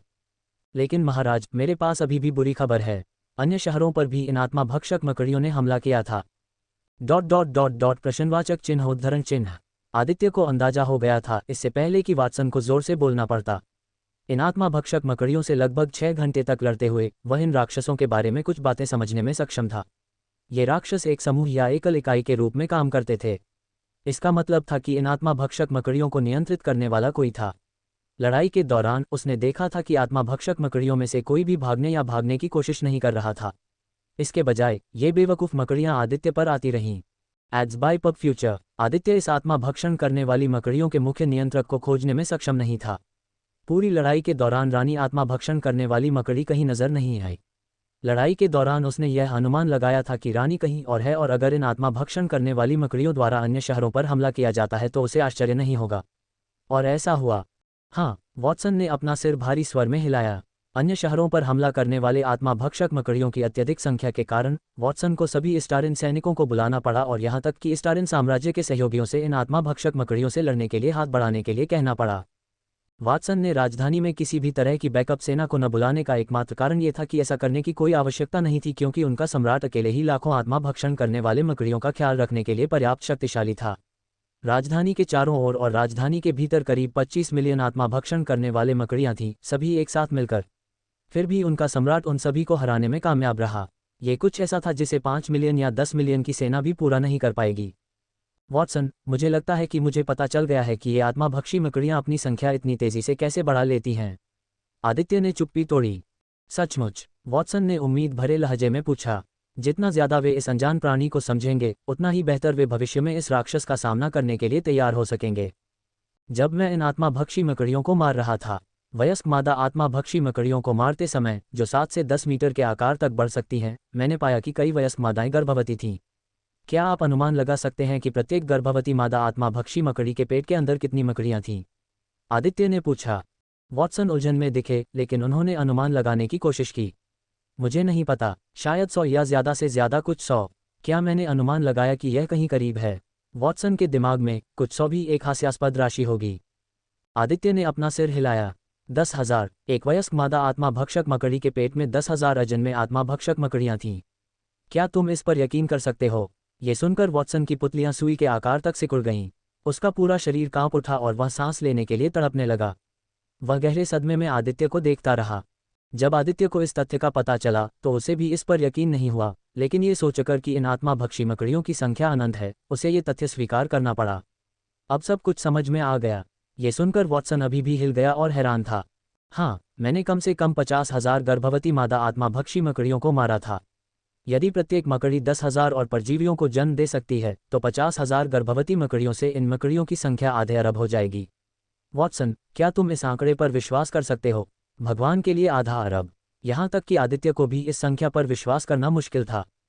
500,000,000,000। वॉटसन ने धीमी आवाज में कहा। यदि ये गर्भवती मकड़ियां 500 मिलियन और आत्मा भक्षी मकड़ियों को जन्म देने में सक्षम होती तो भी मैं इस विपत्ति को फैलने से नहीं रोक पाता। पूरा स्टारिन साम्राज्य और उसके सहयोगी 500 मिलियन आत्मा भक्षी मकड़ियों को रोकने में विफल हो जाते। और अब जब आप मुझे बता रहे हैं कि अन्य शहरों पर भी आत्मा भक्षी मकड़ियों ने हमला किया है, तो मैं सबसे बुरे की आशंका से बच नहीं सकता।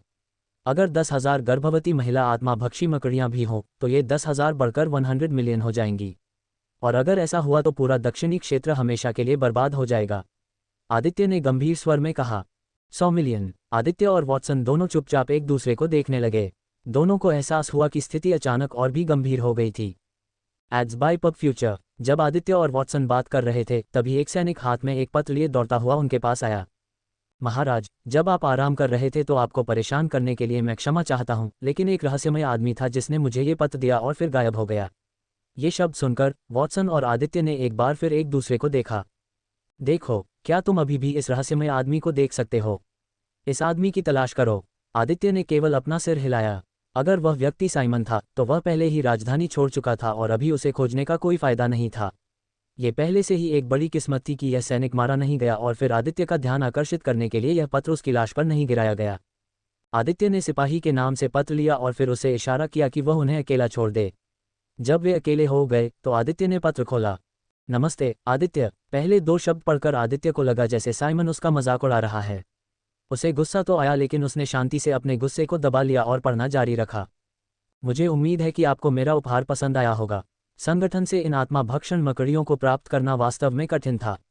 भले ही मैं संगठन का मुख्य सदस्य हूं, फिर भी मुझे संगठन से इन आत्माभक्षण मकड़ियों को प्राप्त करने में कठिनाई हुई। चूंकि आप इन राक्षसों के बारे में ज़्यादा नहीं जानते हैं, इसलिए मैं आपके साम्राज्य में मरने वाले सभी लोगों से माफ़ी मांगते हुए आपको इनके बारे में बताता हूँ। इन राक्षसों को आत्माभक्षक मकड़ियाँ कहा जाता है। ये मकड़ियाँ केवल जीवित प्राणियों की जीवन शक्ति खा सकती हैं, और इन आत्माभक्षक मकड़ियों का पेट भरना बिल्कुल भी आसान नहीं है। जिस क्षण ये आत्माभक्षक मकड़ियाँ पैदा होती हैं, उनका आजीवन मिशन जीवन शक्ति खाते रहना होता है।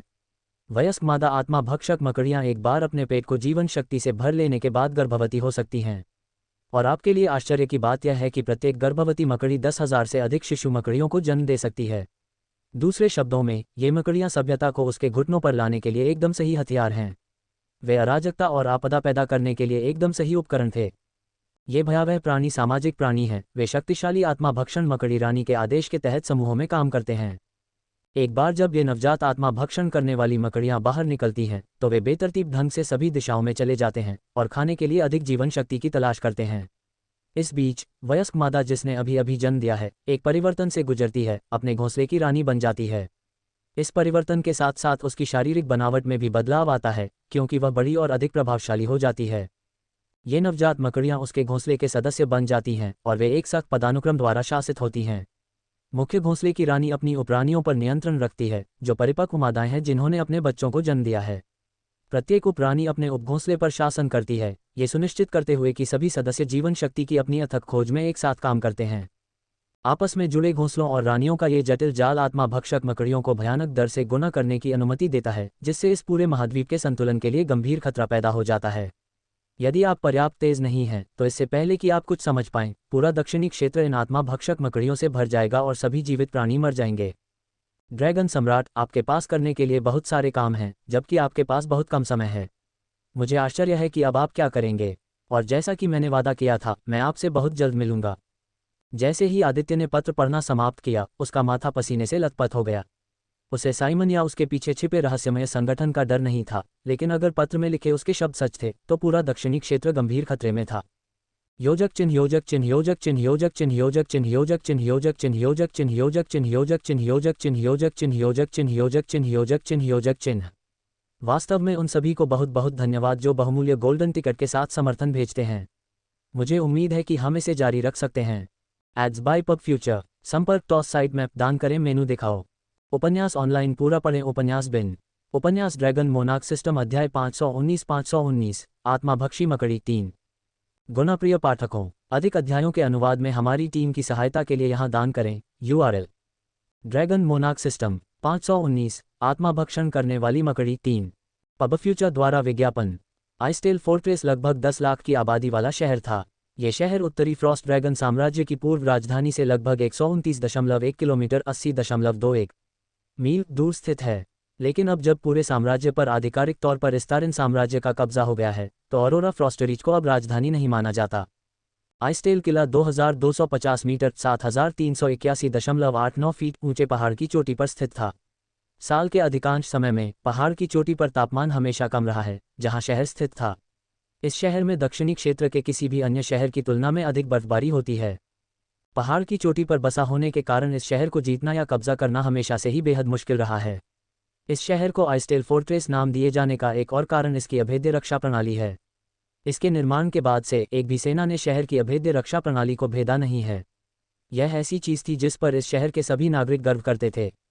लेकिन आज ऐसा लग रहा है कि यह बदलने वाला था। अपने इतिहास में पहली बार ऐसा लग रहा था कि आइसटेल फोर्ट्रेस सिटी युद्ध हारने जा रहा था, क्योंकि जिस सेना से वे वर्तमान में लड़ रहे थे वह मनुष्य या जानवर, मानव या कल्पित बौने या ड्रैगन या मरमेन नहीं थे। जिस सेना का वे वर्तमान में सामना कर रहे थे वह अजीब मकड़ियाँ थीं जिनके शरीर पारदर्शी थे। सुबह करीब 10 बजे अजीबोगरीब सफ़ेद दिखने वाली मकड़ियों का दिखना शुरू हुआ। शहर के लोग अपना काम कर रहे थे और हर रोज़ की तरह अपनी ज़िंदगी जी रहे थे। लोगों में थोड़ी सी खुशी थी क्योंकि वे स्टारिन साम्राज्य का हिस्सा बन चुके थे, लेकिन ज़्यादातर आम लोगों ने इस बात को नज़रअंदाज कर दिया। हालांकि उन्हें ये जानकर राहत मिली कि इस विलय के कारण इस साम्राज्य में कोई गृहयुद्ध नहीं होगा। सुबह करीब 10 बजे एक अजीबोगरीब घटना घटी। पारदर्शी शरीर और लाल आंखों वाली एक छोटी सी सफ़ेद मकड़ी आइसटेल फोर्ट्रेस सिटी के उत्तरी प्रवेश द्वार के सामने दिखाई दी। पहरेदारों को तब तक नहीं पता था कि यह मकड़ी किस तरह की राक्षसी है, जब तक कि मकड़ी ने उनके सामने एक सामान्य महिला को मार डाला और उस महिला की जीवन शक्ति को चूस लिया। इस मकड़ी के खतरे को समझते हुए पहरेदारों ने तुरंत मकड़ी को मार डाला। लेकिन जैसे ही उन्होंने ऐसा किया, उन्हें वॉचटावरों से यह सूचना मिली कि असंख्य सफ़ेद मकड़ियों का एक झुंड उनकी ओर बढ़ रहा है। शहर के सभी 4 प्रवेश द्वार पूरी तरह से बंद कर दिए गए। 3 सितारा रक्षात्मक गुंबद सक्रिय कर दिया गया। शहर की रक्षा करने वाले और सार्वजनिक व्यवस्था बनाए रखने वाले सभी 25,000 गार्डों को दुश्मनों से लड़ने के लिए तैनात किया गया और युद्ध शुरू हो गया।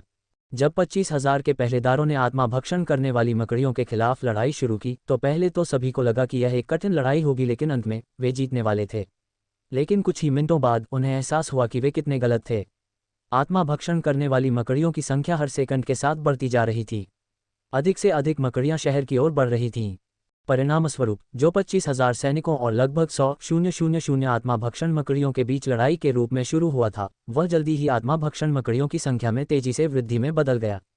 मकड़ियों की संख्या 100,000 से 150,000, 200,000 से 300,000 तक बढ़ गई और बढ़ती ही चली गई।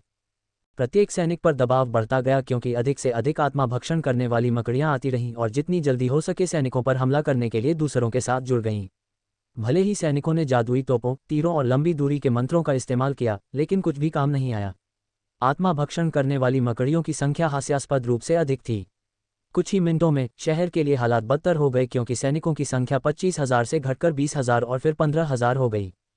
स्थिति को और भी बदतर बनाने वाली बात यह थी कि सामान्य युद्धों के विपरीत, जहां अगर कोई सैनिक गंभीर रूप से घायल भी हो जाता है तो उसके बचने की संभावना बनी रहती है, लेकिन इस युद्ध में जब तक सैनिक घायल रहता है तब तक आत्मा भक्षण करने वाली मकड़ियां सैनिक को मारने के लिए इस अभेद्यता का उपयोग करती हैं और फिर कुछ आत्मा भक्षण करने वाली मकड़ियां अगले लक्ष्य पर जाने से पहले सैनिक की जीवन शक्ति को चूस लेती हैं।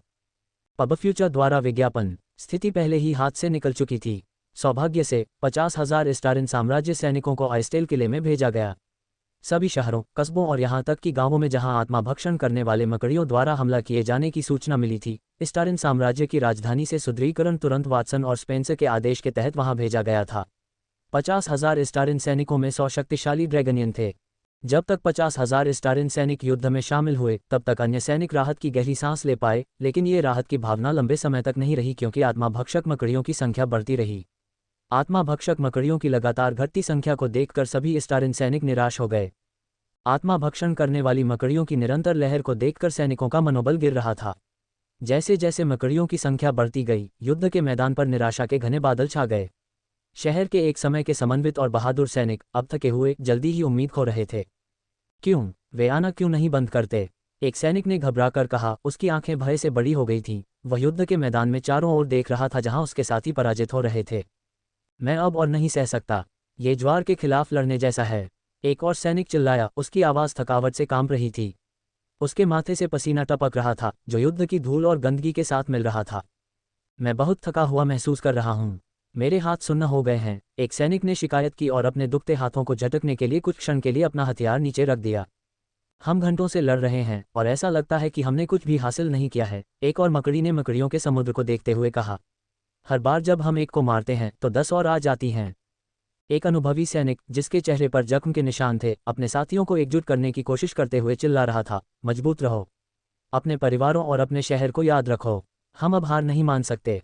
लेकिन उसके शब्द खोखले लग रहे थे, यहाँ तक कि उसे भी, क्योंकि उसने देखा कि युवा सैनिक, जिनमें से कई अभी अभी प्रशिक्षण से लौटे थे, उनकी आंखों में आंसू थे, उनका मनोबल टूटा हुआ था। स्थिति भयावह थी और हर कोई इसका बोझ महसूस कर रहा था। हालात और भी बदतर हो गए। कई सैनिकों का मान लगभग खत्म हो चुका था और वे लड़ाई जारी रखने के लिए बहुत थके हुए महसूस करने लगे थे। ये लड़ाई वाकई बहुत चुनौतीपूर्ण थी। उन्हें सिर्फ एक आत्मा भक्षण करने वाली मकड़ी से नहीं बल्कि एक साथ बहुत सारे स्पीयर्स से भिड़ना था और साथ ही अपनी सुरक्षा भी बनाए रखनी थी, क्योंकि अगर वे एक सेकंड के लिए भी लापरवाह हुए तो उनकी जान चली जाएगी। आपको लगता है कि सुदृढ़ीकरण समय पर पहुंच जाएगा? एक युवा सैनिक ने सुरंग के अंत में कुछ रोशनी देखने की कोशिश करते हुए उम्मीद से पूछा। लेकिन उसे भी पता था कि यह कोई सुदृढ़ीकरण नहीं हो सकता है, क्योंकि 50,000 सुदृढ़ीकरण सिर्फ 30 मिनट पहले ही भेजे गए थे। मुझे उम्मीद है कि ऐसा ही होगा, उसके दोस्त ने अपने हथियार को और भी कसते हुए जवाब दिया। लेकिन हमें उनके आने तक लड़ाई जारी रखनी होगी, चाहे ये कितना भी मुश्किल क्यों ना हो। चारों ओर एक समय की शक्तिशाली सेना पराजित दिख रही थी, दुश्मन की ताकत से नहीं बल्कि उनके सामने मौजूद अंतहीन संख्या से। मानसिक तनाव स्पष्ट था, हर सैनिक अपनी सीमा तक धकेला जा रहा था, न केवल मकड़ियों से बल्कि अपनी बढ़ती निराशा से भी जूझ रहा था। 10 से 15 मिनट और बीत गए। अब तक ज्यादातर सैनिक बहुत थक चुके थे और उनका मान लगभग खत्म हो चुका था। जैसे ही उनमें से कुछ का मान खत्म हुआ, वे मकड़ियों के हमलों के सामने असहाय हो गए और इसके परिणामस्वरूप मारे गए। स्थिति और भी बदतर होती जा रही थी। पब फ्यूचर द्वारा विज्ञापन। सैनिक मानसिक और शारीरिक रूप से थक चुके थे, लेकिन फिर भी लड़ते रहे। अचानक सभी को युद्ध के मैदान में एक मजबूत उपस्थिति का एहसास हुआ। उपस्थिति इतनी मजबूत थी कि उन्हें लगा कि एक पल के लिए उनके शरीर डर से लकवाग्रस्त हो गए हैं। यहाँ तक कि सभी आत्मा भक्षण करने वाली मकड़ियों ने मृत सैनिकों के शरीर से जीवन शक्ति चूसना और हमला करना बंद कर दिया, मानो वे इस आत्मा भक्षण करने वाली मकड़ी की उपस्थिति को स्वीकार कर रहे हों। वह है। सेना के कमांडर ने गहरे डर में एक कदम पीछे हट लिया। पसीने की बूंदें उसके गालों पर लुढ़कने लगी और वह घबराहट में पीक 5वें क्रम की आत्मा भक्षण मकड़ी को घूरते हुए सांस लेने लगा। इस आत्मा भक्षण मकड़ी का आकार 10 मीटर था। यह एक मादा आत्मा भक्षण मकड़ी थी। इस मकड़ी का पेट अन्य मकड़ियों की तुलना में थोड़ा बड़ा था। यह दर्शाता है कि यह मादा मकड़ी गर्भवती हो सकती है। शीर्ष 5वें क्रम की आत्मा भक्षण करने वाली मकड़ी के प्रकट होने से इस युद्ध का पूरा रुख बदल गया। शुरू से ही इस युद्ध को जीतने की उनकी संभावनाएं वास्तव में बहुत कम थीं, और शीर्ष 5वें क्रम की आत्मा भक्षण करने वाली मकड़ी के प्रकट होने के साथ इस युद्ध को जीतने की उनकी संभावनाएं शून्य हो गईं। आखिर उनके रैंक में कौन ऐसा व्यक्ति है जो शीर्ष 5वें क्रम के साधक से मुकाबला कर सकता है? यहाँ तक कि कमांडर खुद भी एक शुरुआती 4थे क्रम का साधक था। भले ही ड्रैगनियन हाथ मिला लें और इस आत्मा भक्षण करने वाली मकड़ी से लड़ें, लेकिन उनके जीतने की संभावना मूल रूप से शून्य थी। राक्षसी पीक 5वें क्रम की आत्मा भक्षण करने वाली मकड़ी को देखकर पहले से ही दबाव में आए सैनिकों के दिलों में दहशत फैल गई थी। उस विशालकाय प्राणी से निकलने वाला जबरदस्त दबाव ऐसा था जैसा उन्होंने पहले कभी महसूस नहीं किया था। उनकी थकान 10 गुना बढ़ गई थी, जिससे उनके नीचे की जमीन दलदल की तरह लग रही थी, जो उन्हें नीचे खींच रही थी। ये खत्म हो गया। सैनिकों में से एक ने अपना हथियार गिरा दिया। उसके हाथ बेकाबू होकर कांप रहे थे और वह अपनी आंखें चौड़ी करके उस विशाल आत्मा भक्षण करने वाले मकड़ी को घूर रहा था। उसका एक बार का दृढ़ निश्चय अब भारी भय और डर में बदल गया था। हम हार गए, एक और सैनिक ने बड़बड़ाते हुए कहा। उसकी आवाज़ में कोई उम्मीद नहीं थी। उसका चेहरा राख जैसा था और उसकी आंखों में ऐसे भाव थे जैसे किसी ने खाई देखी हो। क्या यही अंत है? तीसरे सैनिक ने फुसफुसाते हुए कहा। उसके धूल से सने चेहरे पर आंसू बह रहे थे। हम नहीं कर सकते, हम उसे हरा नहीं सकते, एक युवा रंगरूट ने हकलाते हुए कहा। उसके पैर जवाब दे गए और वह पराजित होकर जमीन पर गिर पड़ा। यहाँ तक कि अनुभवी सैनिक, जिन्होंने अनगिनत लड़ाइयाँ देखी थीं, भी अचंभित रह गए। भगवान की कसम, मैंने ऐसा कुछ पहले कभी नहीं देखा, एक बूढ़ा साजंट बुदबुदाया, अपनी छाती को पकड़े हुए मानो अपने तेज धड़कते दिल को शांत करने की कोशिश कर रहा हो। पास ही 2 सैनिक एक दूसरे के कंधे झुकाकर खड़े थे। उनमें से एक ने कहा, भले ही हमारे पास लड़ने की ताकत हो, लेकिन हम उसके खिलाफ कैसे खड़े हो सकते हैं? पहले से ही कमजोर मनोबल विशालकाय मकड़ी के सामने टूट गया। सभी सैनिकों ने अपनी उम्मीदें खो दी और महसूस किया कि इस लड़ाई को जारी रखना बेकार है, जब इस लड़ाई का विजेता पहले ही तय हो चुका था। शीर्ष 5वें क्रम की मकड़ी धीरे धीरे आगे बढ़ी। अन्य आत्मा भक्षण करने वाली मकड़ियां उसके लिए रास्ते से हट गईं। अन्य सभी मकड़ियों ने इस मकड़ी के प्रति बहुत सम्मान दिखाया। शीर्ष 5वें क्रम की आत्मा भक्षण करने वाली मकड़ियों ने सभी सैनिकों को दबाने के लिए अपनी साधना आभा का उपयोग किया था। इससे पहले कि वह किसी सैनिक की जान ले पाती, अचानक जमीन से मोटी भूरी जड़ें उगईं। सभी की अविश्वास भरी और हैरान निगाहों के सामने आत्मा भक्षण करने वाली मकड़ी ने खुद को भूरी जड़ों से बंधा हुआ पाया। मकड़ी ने खुद को इन शापित जड़ों से मुक्त करने की कोशिश की, लेकिन उसे यह एहसास हुआ कि चाहे वह कितनी भी कोशिश कर ले, वह 1 इंच भी हिल नहीं सकती। इस तथ्य को महसूस करते हुए पहली बार उसके दिल में डर का एहसास हुआ। चूंकि वह एक शीर्ष 5वें क्रम की साधक थी, इसलिए उसकी बुद्धि वास्तव में बहुत ऊंची थी, इंसानों जितनी ऊंची। वह तुरंत सतर्क हो गई और उसने आसपास किसी भी शक्तिशाली साधक को महसूस करने की कोशिश की, लेकिन उसे कोई नहीं मिला। इससे वह भ्रमित हो गई और उसे आश्चर्य हुआ कि उसके साथ ऐसा किसने किया। पीक की 5वीं ऑर्डर पावरहाउस होने की अपनी राक्षसी ताकत के बावजूद वह इन लानत ग्रे जड़ों को नहीं तोड़ सकती थी। अगले ही पल उसने महसूस किया कि जड़ें उसके शरीर के चारों ओर कस रही हैं, जिससे उसे घुटन महसूस हो रही है। इससे पहले कि वह कुछ कर पाती, उसे लगा कि उसका मन उससे चूसा जा रहा है। योजक चिन्ह योजक चिन्ह योजक चिन्ह योजक चिन्ह योजक चिन्ह योजक चिन्ह योजक चिन्ह योजक चिन्ह योजक चिन्ह योजक चिन्ह योजक चिन्ह योजक चिन्ह योजक चिन्ह योजक चिन्ह योजक चिन्ह योजक चिन्ह। वास्तव में उन सभी को बहुत बहुत धन्यवाद जो बहुमूल्य गोल्डन टिकट के साथ समर्थन भेजते हैं। मुझे उम्मीद है कि हम इसे जारी रख सकते हैं। पब फ्यूचर द्वारा विज्ञापन। संपर्क टॉस साइड मैप दान करें। मेनू दिखाओ। उपन्यास ऑनलाइन पूरा पढ़ें। उपन्यास बिन। उपन्यास ड्रैगन मोनार्क सिस्टम अध्याय 520 आत्मा भक्षण करने वाली मकड़ी F3 वन रक्षक।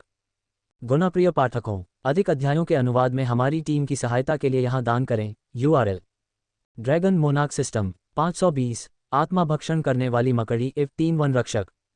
एड्स बाय पब फ्यूचर अध्याय 520 आत्मा भक्षण करने वाली मकड़ी F3 वन रक्षक। अगले ही पल उसने महसूस किया कि जड़ें उसके शरीर के चारों ओर कस रही हैं, जिससे उसे घुटन महसूस हो रही है। इससे पहले कि वह कुछ कर पाती, उसे लगा कि उसका मन उससे चूसा जा रहा है। वह हर सेकंड अपने मन की थोड़ी मात्रा ही नहीं खो रही थी। ऐसा लग रहा था जैसे कोई बांध टूट गया हो और बांध को पकड़े हुए पानी बाहर निकल गया हो। उसे डर था कि अगर कुछ मिनटों के भीतर ऐसा ही चलता रहा तो उसके मन का भंडार इन भूरे जड़ों द्वारा पूरी तरह से चूस लिया जाएगा। दरार। अगले ही पल युद्ध के मैदान में भारी सन्नाटा तेज दरारों की आवाज़ों से टूट गया।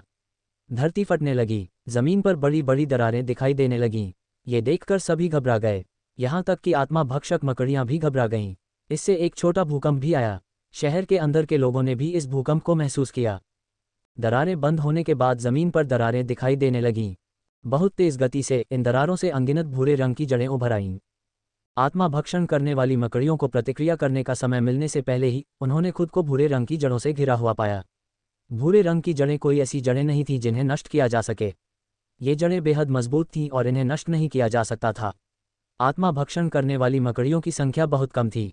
भूरे रंग की जड़ों ने उन मकड़ियों को पकड़ लिया जो पहाड़ की चोटी पर पहुंच गई थीं। जहां तक आने वाली दूसरी मकड़ियों की बात है तो भूरे रंग की मकड़ियां इतनी दूर तक नहीं पहुंच पाईं। ये सब देखकर सैनिकों के दिलों में एक अजीब सी उम्मीद जगी। साथ ही उन्हें आश्चर्य भी हुआ कि आखिर हो क्या रहा है।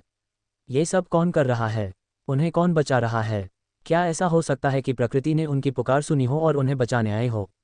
कोई नहीं जानता था। किसी के पास कोई जवाब नहीं था। हर कोई बस ये देख रहा था कि उनके दिलों में उत्साह की भावना के साथ क्या हो रहा है। उन्हें पहली बार इस लड़ाई को जीतने की उम्मीद थी। सैनिकों में फिर से उम्मीदें और लड़ने का जोश लौटने लगा। अचानक एक हरे रंग की आभा ने सभी सैनिकों को घेर लिया। हरी आभा सैनिकों को गर्म महसूस हुई। उन्हें लगा जैसे वे एक पल के लिए मां प्रकृति के साथ एक हो गए हैं। साथ ही चल रही लड़ाई के दौरान उन्हें जो घाव मिले थे वे तेजी से भरने लगे। सैनिकों ने महसूस किया कि उनकी थकावट और थकान गायब हो रही थी। साथ ही उन्होंने ये भी देखा कि उनका मान भंडार एक बार फिर से भर गया था। मुझे अद्भुत लग रहा है, एक सैनिक ने हकलाते हुए कहा, अपने पहले घायल हाथ को देखते हुए जो अब पूरी तरह से ठीक हो गया था।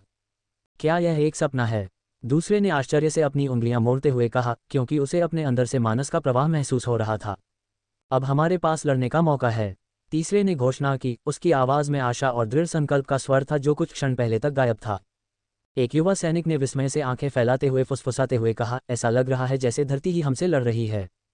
Ads by pub future. एक बूढ़ा वयोवृद्ध जो कुछ क्षण पहले टूटने के कगार पर था, अब बहुत जवान महसूस करते हुए खड़ा था।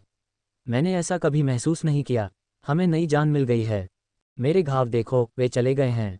एक अन्य सैनिक चिल्लाया तथा अपनी छाती को दिखाया जो पहले जख्मी थी, जो अब चिकनी और बेदाग हो गई थी। आसपास के सैनिक उत्साह से बात करने लगे। उनकी निराशा की जगह आशा और कृतज्ञता ने ले ली। प्रकृति माता हमारे पक्ष में है, एक जादूगर ने फुसफुसाते हुए कहा। उसकी आंखों में राहत के आंसू थे। हवा का एक हल्का झोंका सैनिकों के पास से गुजरा। जैसे ही हवा उनके पास से गुजरी, सैनिकों के चेहरे पर भाव बदल गए। उनमें से कुछ तो उलझन में भी दिखे कि जो उन्होंने सुना वह सच था या उनकी कल्पना। ऐसा लग रहा था मानो हवा ने ये शब्द उनके कानों तक पहुंचा दिए हों। इस्तारिन साम्राज्य के सैनिक लड़ाई बंद नहीं करते। जब तक लड़ाई खत्म नहीं हो जाती तब तक आप सभी का मन कभी खत्म नहीं होगा। अगर आप घायल हो जाते हैं तो आप ठीक हो जाएंगे। आपको थकावट महसूस नहीं होगी, इसलिए अब और संकोच न करें। अपने हथियार उठाएं और इन राक्षसों से लड़ें। इस भूमि की रक्षा करें और इस शहर की रक्षा करें। अपने प्रियजनों की रक्षा करें। उम्मीद न खोएं क्योंकि प्रकृति की देवी आपके साथ है। प्रकृति की देवी की अलौकिक फुसफुसाहट हर सैनिक के दिल में गूंज रही थी, जैसे आशा और शक्ति की धुन। उनके तरोताजा शरीर अब नए उत्साह से कांप रहे थे। हमने उसे सुना, प्रकृति की देवी स्वयं हमारे साथ हैं। एक सैनिक चिल्लाया, उसकी आवाज़ भावनाओं से कांप रही थी। उसे हम पर विश्वास है, हम उसे निराश नहीं कर सकते। दूसरे ने कहा, उसने अपने हथियार को कसकर पकड़ रखा था, उसकी आंखों में नया दृढ़ संकल्प चमक रहा था। इस पूरे समय में हम कभी अकेले नहीं थे, वह हम पर नजर रखती रही है। एक युवा सैनिक ने आंसू पोंछते हुए कहा, चलो दोस्तों, देवी हमारे पक्ष में है तो इन मकड़ियों के पास कोई मौका नहीं है। एक अनुभवी योद्धा ने चिल्लाते हुए अपने आसपास के लोगों को इकट्ठा किया। पूरे रैंक में उत्साह की लहर फैल गई। सैनिक एक दूसरे को देख रहे थे, उनके चेहरे पर एक साझा भावना झलक रही थी, जीत में एक गहरा विश्वास। निराशा का बोझ जो कभी उन्हें कुचलने की धमकी दे रहा था, अब पूरी तरह से उतर गया था। अपने घरों, अपने परिवारों और स्वयं देवी के लिए हम पीछे नहीं हटेंगे। एक कमांडर ने अपनी तलवार को ऊपर उठाते हुए घोषणा की, जिसकी धातु सूरज के नीचे शानदार ढंग से चमक रही थी। जब ये सब हो रहा था, रिया, जिसने प्राकृतिक छलावरण का उपयोग करके खुद को छिपाया था, बस मुस्कुरा रही थी। प्राकृतिक छलावरण शक्तिशाली निष्क्रिय कौशलों में से एक था जो उसे प्रकृति में छिपने की अनुमति देता था। अगर वह प्राकृतिक छलावरण का उपयोग करती तो शीर्ष 5वें क्रम का साधक भी उसकी उपस्थिति को महसूस नहीं कर पाता। पबफ्यूचर द्वारा विज्ञापन। यहाँ की स्थिति इतनी खराब थी कि रिया को यहाँ आना पड़ा। रिया की तरह ही स्टारिन साम्राज्य के अन्य जनरलों को भी आगे आना पड़ा। रिया उस समय युद्ध के मैदान में आई जब पीक 5वें क्रम की आत्मा भक्षण करने वाली मकड़ी भी दिखाई दी। आदित्य के विपरीत रिया के पास मारक क्षमता नहीं थी। इसके बजाय उसने आत्मा भक्षण करने वाली मकड़ियों के मन को खत्म करने के लिए ग्रे जड़ों का इस्तेमाल किया और उस मन का इस्तेमाल घायल सैनिकों को ठीक करने और सैनिकों के मन रिजर्व को भरने के लिए किया ताकि सैनिक अपने घावों और मन रिजर्व के बारे में चिंता किए बिना लड़ाई जारी रख सकें। रिया ने इस लड़ाई में सहायक की भूमिका निभाई थी। यदि कोई और पीक 5वें क्रम या सामान्य रूप से कोई भी 5वें क्रम की मकड़ी युद्ध के मैदान में आती है तो उसकी ग्रे जड़ें पर्याप्त से अधिक होंगी। मध्य 5वें क्रम पर पहुंचने के बाद वह इतनी शक्तिशाली हो गई थी कि वह लगभग सभी शीर्ष 5वें क्रम के साधकों का सामना कर सकती थी। अपने प्रतिद्वंद्वी से मैना को निकालने और अवशोषित करने की उसकी क्षमता ने रिया को वास्तव में खतरनाक बना दिया। और यह उसकी असली शक्तियों का एक छोटा सा हिस्सा था जिसका उसने अभी तक उपयोग नहीं किया है। अगले ही पल उसके चेहरे से मुस्कान गायब हो गई क्योंकि उसे आत्मा भक्षण करने वाली मकड़ी की संख्या का एहसास हुआ। इन आत्मा भक्षण करने वाली मकड़ियों की संख्या लगभग 5 मिलियन थी। अगर सैनिकों को इतनी संख्या के बारे में पता होता तो वे तुरंत अपनी लड़ाई की भावना खो देते। यह एक बुरी खबर थी। रिया द्वारा उन्हें दिए जा रहे बफ के साथ भी 5 मिलियन आत्मा भक्षण करने वाली मकड़ियों को मारना उनके लिए बहुत मुश्किल होगा, अगर असंभव नहीं। रिया ने अपने दोनों हाथ ऊपर उठाए और उसके पूरे शरीर पर एक हरे रंग की आभा छा गई। उसके पतले बाल उसके कपड़ों के किनारों के साथ तैरने लगे। उसकी आंखें भी गहरे हरे रंग में चमकने लगीं। प्राचीन उपवन की फुसफुसाहटें, अपनी खामोश झपकी से जगाओ। वन की पुकार सुनो, रक्षक बनकर उठो, सशक्त और स्वतंत्र बनो। पुराने पत्थर और इतनी गहरी जड़ें, धरती से अपना वादा निभाओ। धरती और आसमान की इतनी बड़ी रक्षा करो, एक दूसरे के साथ पहरेदार की तरह खड़े रहो। जीवन के शाश्वत नृत्य की धड़कन और प्रकृति के सदाबहार रोमांस से ऊंचे पर्वतों की शक्ति धारण करो, पवित्र प्रैरी की पुकार पर ध्यान दो। इस मंत्र को प्रकृति के शक्तिशाली संरक्षकों को बुलाने का मंत्र बनाए। प्रकृति का प्रैरी। पबफ्यूचर द्वारा विज्ञापन। दरार। रिया की पुकार से अचानक पूरा पहाड़ हिलने लगा। एक पल के लिए सभी सैनिक लड़ना बंद कर देते हैं और सोचने लगते हैं कि अब क्या होने वाला है। और किसी कारण से सभी आत्मा भक्षण करने वाली मकड़ियां इस समय बहुत बेचैन दिख रही थीं। कंपन बहुत जल्दी बंद हो गया और सभी ने लड़ने से इनकार कर दिया। लेकिन 1 मिनट बाद सभी ने ध्वनि कदमों से लड़ना बंद कर दिया। प्रत्येक कदम से जमीन थोड़ी हिलती हुई प्रतीत होती है। इससे सैनिक और शहर के लोग वास्तव में भयभीत हो गए, उन्हें नहीं पता था कि क्या हो रहा है। उत्तर दिशा से लगभग 17 मीटर 55.7743 फीट की ऊंचाई वाला एक प्राणी धीरे धीरे आत्मा भक्षण करने वाले मकड़ियों की ओर बढ़ा। इस प्राणी के हर कदम से उसके आसपास की जमीन थोड़ी हिल रही थी। जब ये प्राणी पास आ रहा था तो सभी को जमीन कांपती हुई महसूस हो रही थी। यह क्या चीज़ है? एक सैनिक ने आश्चर्य से ऊपर देखा। मुझे नहीं मालूम, दूसरे सैनिक ने जवाब दिया। सैनिकों में से एक पृथ्वी जादूगरनी ने तुरंत इस प्राणी को पहचान लिया। कांपते हुए स्वर में उसने थोड़ी ऊंची आवाज में उत्तर दिया, यह एक पर्ण संरक्षक है। पर्ण संरक्षक? वह क्या है? कमांडर ने आश्चर्य और हैरानी के मिश्रण से पर्ण संरक्षक को घूरते हुए पूछा। पर्ण संरक्षक पत्तियों और शाखाओं से बना एक विशालकाय प्राणी जैसा दिखता था। ये वास्तव में लंबा है, लगभग 5 मंजिला इमारत जितना ऊंचा। 17 मीटर 55.7743 फीट। इसका शरीर एक साथ मुड़ी हुई मोटी लताओं से बना है और इसके हाथ पत्तियों के बड़े गुच्छों जैसे दिखते हैं। इसकी 2 चमकती हरी आंखें हैं जो चमकती हैं। संरक्षक के पैर जमीन में जड़े हुए हैं और जब ये चलता है तो ऐसा लगता है कि जमीन इसे चलने में मदद कर रही है। ये हर जगह अलग अलग तरह की पत्तियों से ढका हुआ है, कुछ बड़ी और कुछ छोटी। ये हरे रंग के शेड्स का मिश्रण है जिससे ये जंगल के साथ अच्छी तरह से घुल मिल जाता है। संरक्षक मजबूत लेकिन सौम्य भी दिखता था, एक बड़े मिलनसार विशालकाय प्राणी की तरह जिसे प्रकृति से प्यार है। पर्ण संरक्षक का चेहरा शांतिपूर्ण प्राचीन रूप का था। इसकी आंखें बड़ी, गोल और हल्के हरे रंग की चमकती थीं, जैसे कि 2 लालटेन जंगल के रास्ते को रोशन कर रही हों। आंखों के चारों ओर घनी पत्तियों वाली बाहें थीं जो इस तरह हिल रही थीं जैसे कि वे जीवित हों। नाक के बजाय नीचे की ओर लटकती हुई बेलों के साथ एक कोमल ढलान थी और इसका मुंह एक सरल रेखा थी जो मुस्कुराहट या भौहें सिकोड़ सकती थी। पूरा चेहरा लटकती हुई काय और फन से घिरा हुआ था जो इसे एक बुद्धिमान और बूढ़ा रूप दे रहा था। इसके पास इंसानों की तरह कान नहीं थे, इसके बजाय पत्तियों के गुच्छे थे जो जब भी यह सुनता था तो धीरे से सरसराहट करते थे। इसके चेहरे पर हर विशेषता प्रकृति के साथ सामंजस्य में लगती थी जिससे ये दयालु और कोमल दिखता था। महिला पृथ्वी जादूगरनी ने अपनी आंखों में सितारों के साथ पत्तेदार संरक्षक को देखा। वह पत्तेदार संरक्षक को घूरते हुए एक उत्साहित बच्चे की तरह लग रही थी। वह इतनी उत्साहित दिख रही थी क्योंकि उसने इतने बड़े आकार का पत्तेदार संरक्षक कभी नहीं देखा था। पर्ण संरक्षक पत्तियों और पौधों से बना एक बड़ा रक्षक है। आमतौर पर केवल कोई बहुत मजबूत और प्रकृति के बहुत करीब वाला व्यक्ति ही इसे बुला सकता है। चूंकि एल्व्स एकमात्र ऐसी जाति है जो वास्तव में प्रकृति के बहुत करीब है, इसलिए वे पत्तेदार संरक्षक को बुलाने में सक्षम हैं। लेकिन वे जिन लोगों को बुलाते हैं वे अधिकतम 5 से 8 मीटर लंबे होते हैं। ये लगभग 17 मीटर लंबा है। ये सामान्य से बहुत बड़ा है। प्रकृति की देवी से ही इसकी अपेक्षा की जाती है। Tap tap. कुछ ही देर में सिपाही का ध्यान 2 अन्य विशालकाय प्राणियों पर गया। उनमें से एक दक्षिण दिशा से आया था और दूसरा पूर्व दिशा से। उन्हें देखकर सभी फिर से आश्चर्यचकित और स्तब्ध हो गए। ये स्टोन गार्डियन और वुड गार्डियन हैं। स्टोन गार्डियन पूरी तरह से चट्टानों और पत्थरों से बना एक विशालकाय जानवर जैसा दिखता है। ये बहुत लंबा है, एक बड़ी इमारत से भी ज्यादा ऊंचा, लगभग 20 मीटर ऊंचा। इसका पूरा शरीर अलग अलग आकार के पत्थरों से बना है जो एक साथ रखे और फिट किए गए हैं। इसमें आंखों के लिए 2 गहरे छेद हैं जो चमकीले नीले रंग में चमकते हैं। गार्डियन के हाथ और पैर मोटे और मजबूत हैं जैसे विशाल खंभे। जब ये चलता है तो चट्टानों के आपस में टकराने की आवाज़ सुनी जा सकती है। इसके पैर इतने बड़े हैं कि हर कदम के साथ ज़मीन थोड़ी हिलती है। गार्डियन का चेहरा सरल है, मुंह के लिए एक सपाट सतह है जो ज़्यादा हिलता नहीं है। ये वास्तव में कठोर और ठोस दिखता है, जैसे कोई पहाड़ चलता है और सुरक्षा करता है। सभी को और भी अधिक आत्मविश्वास महसूस हुआ क्योंकि 3 संरक्षक मकड़ियों के खिलाफ लड़ाई में उनके साथ शामिल हो गए। उनका विशाल आकार केवल दिखावे के लिए नहीं था, उनके शरीर शक्ति से भरे हुए थे। आमतौर पर ऐसे विशालकाय संरक्षकों को बुलाने में बहुत अधिक मन की खपत होती है। इतना अधिक कि रिया इन 3 संरक्षकों को केवल 1 मिनट के लिए ही बुला सकती है। चूंकि ग्रे रूट्स लगातार सोल डेवोरिंग स्पाइडर्स से मैना चूस रहे थे, इसलिए उसे मैना सप्लाई में कोई समस्या नहीं थी।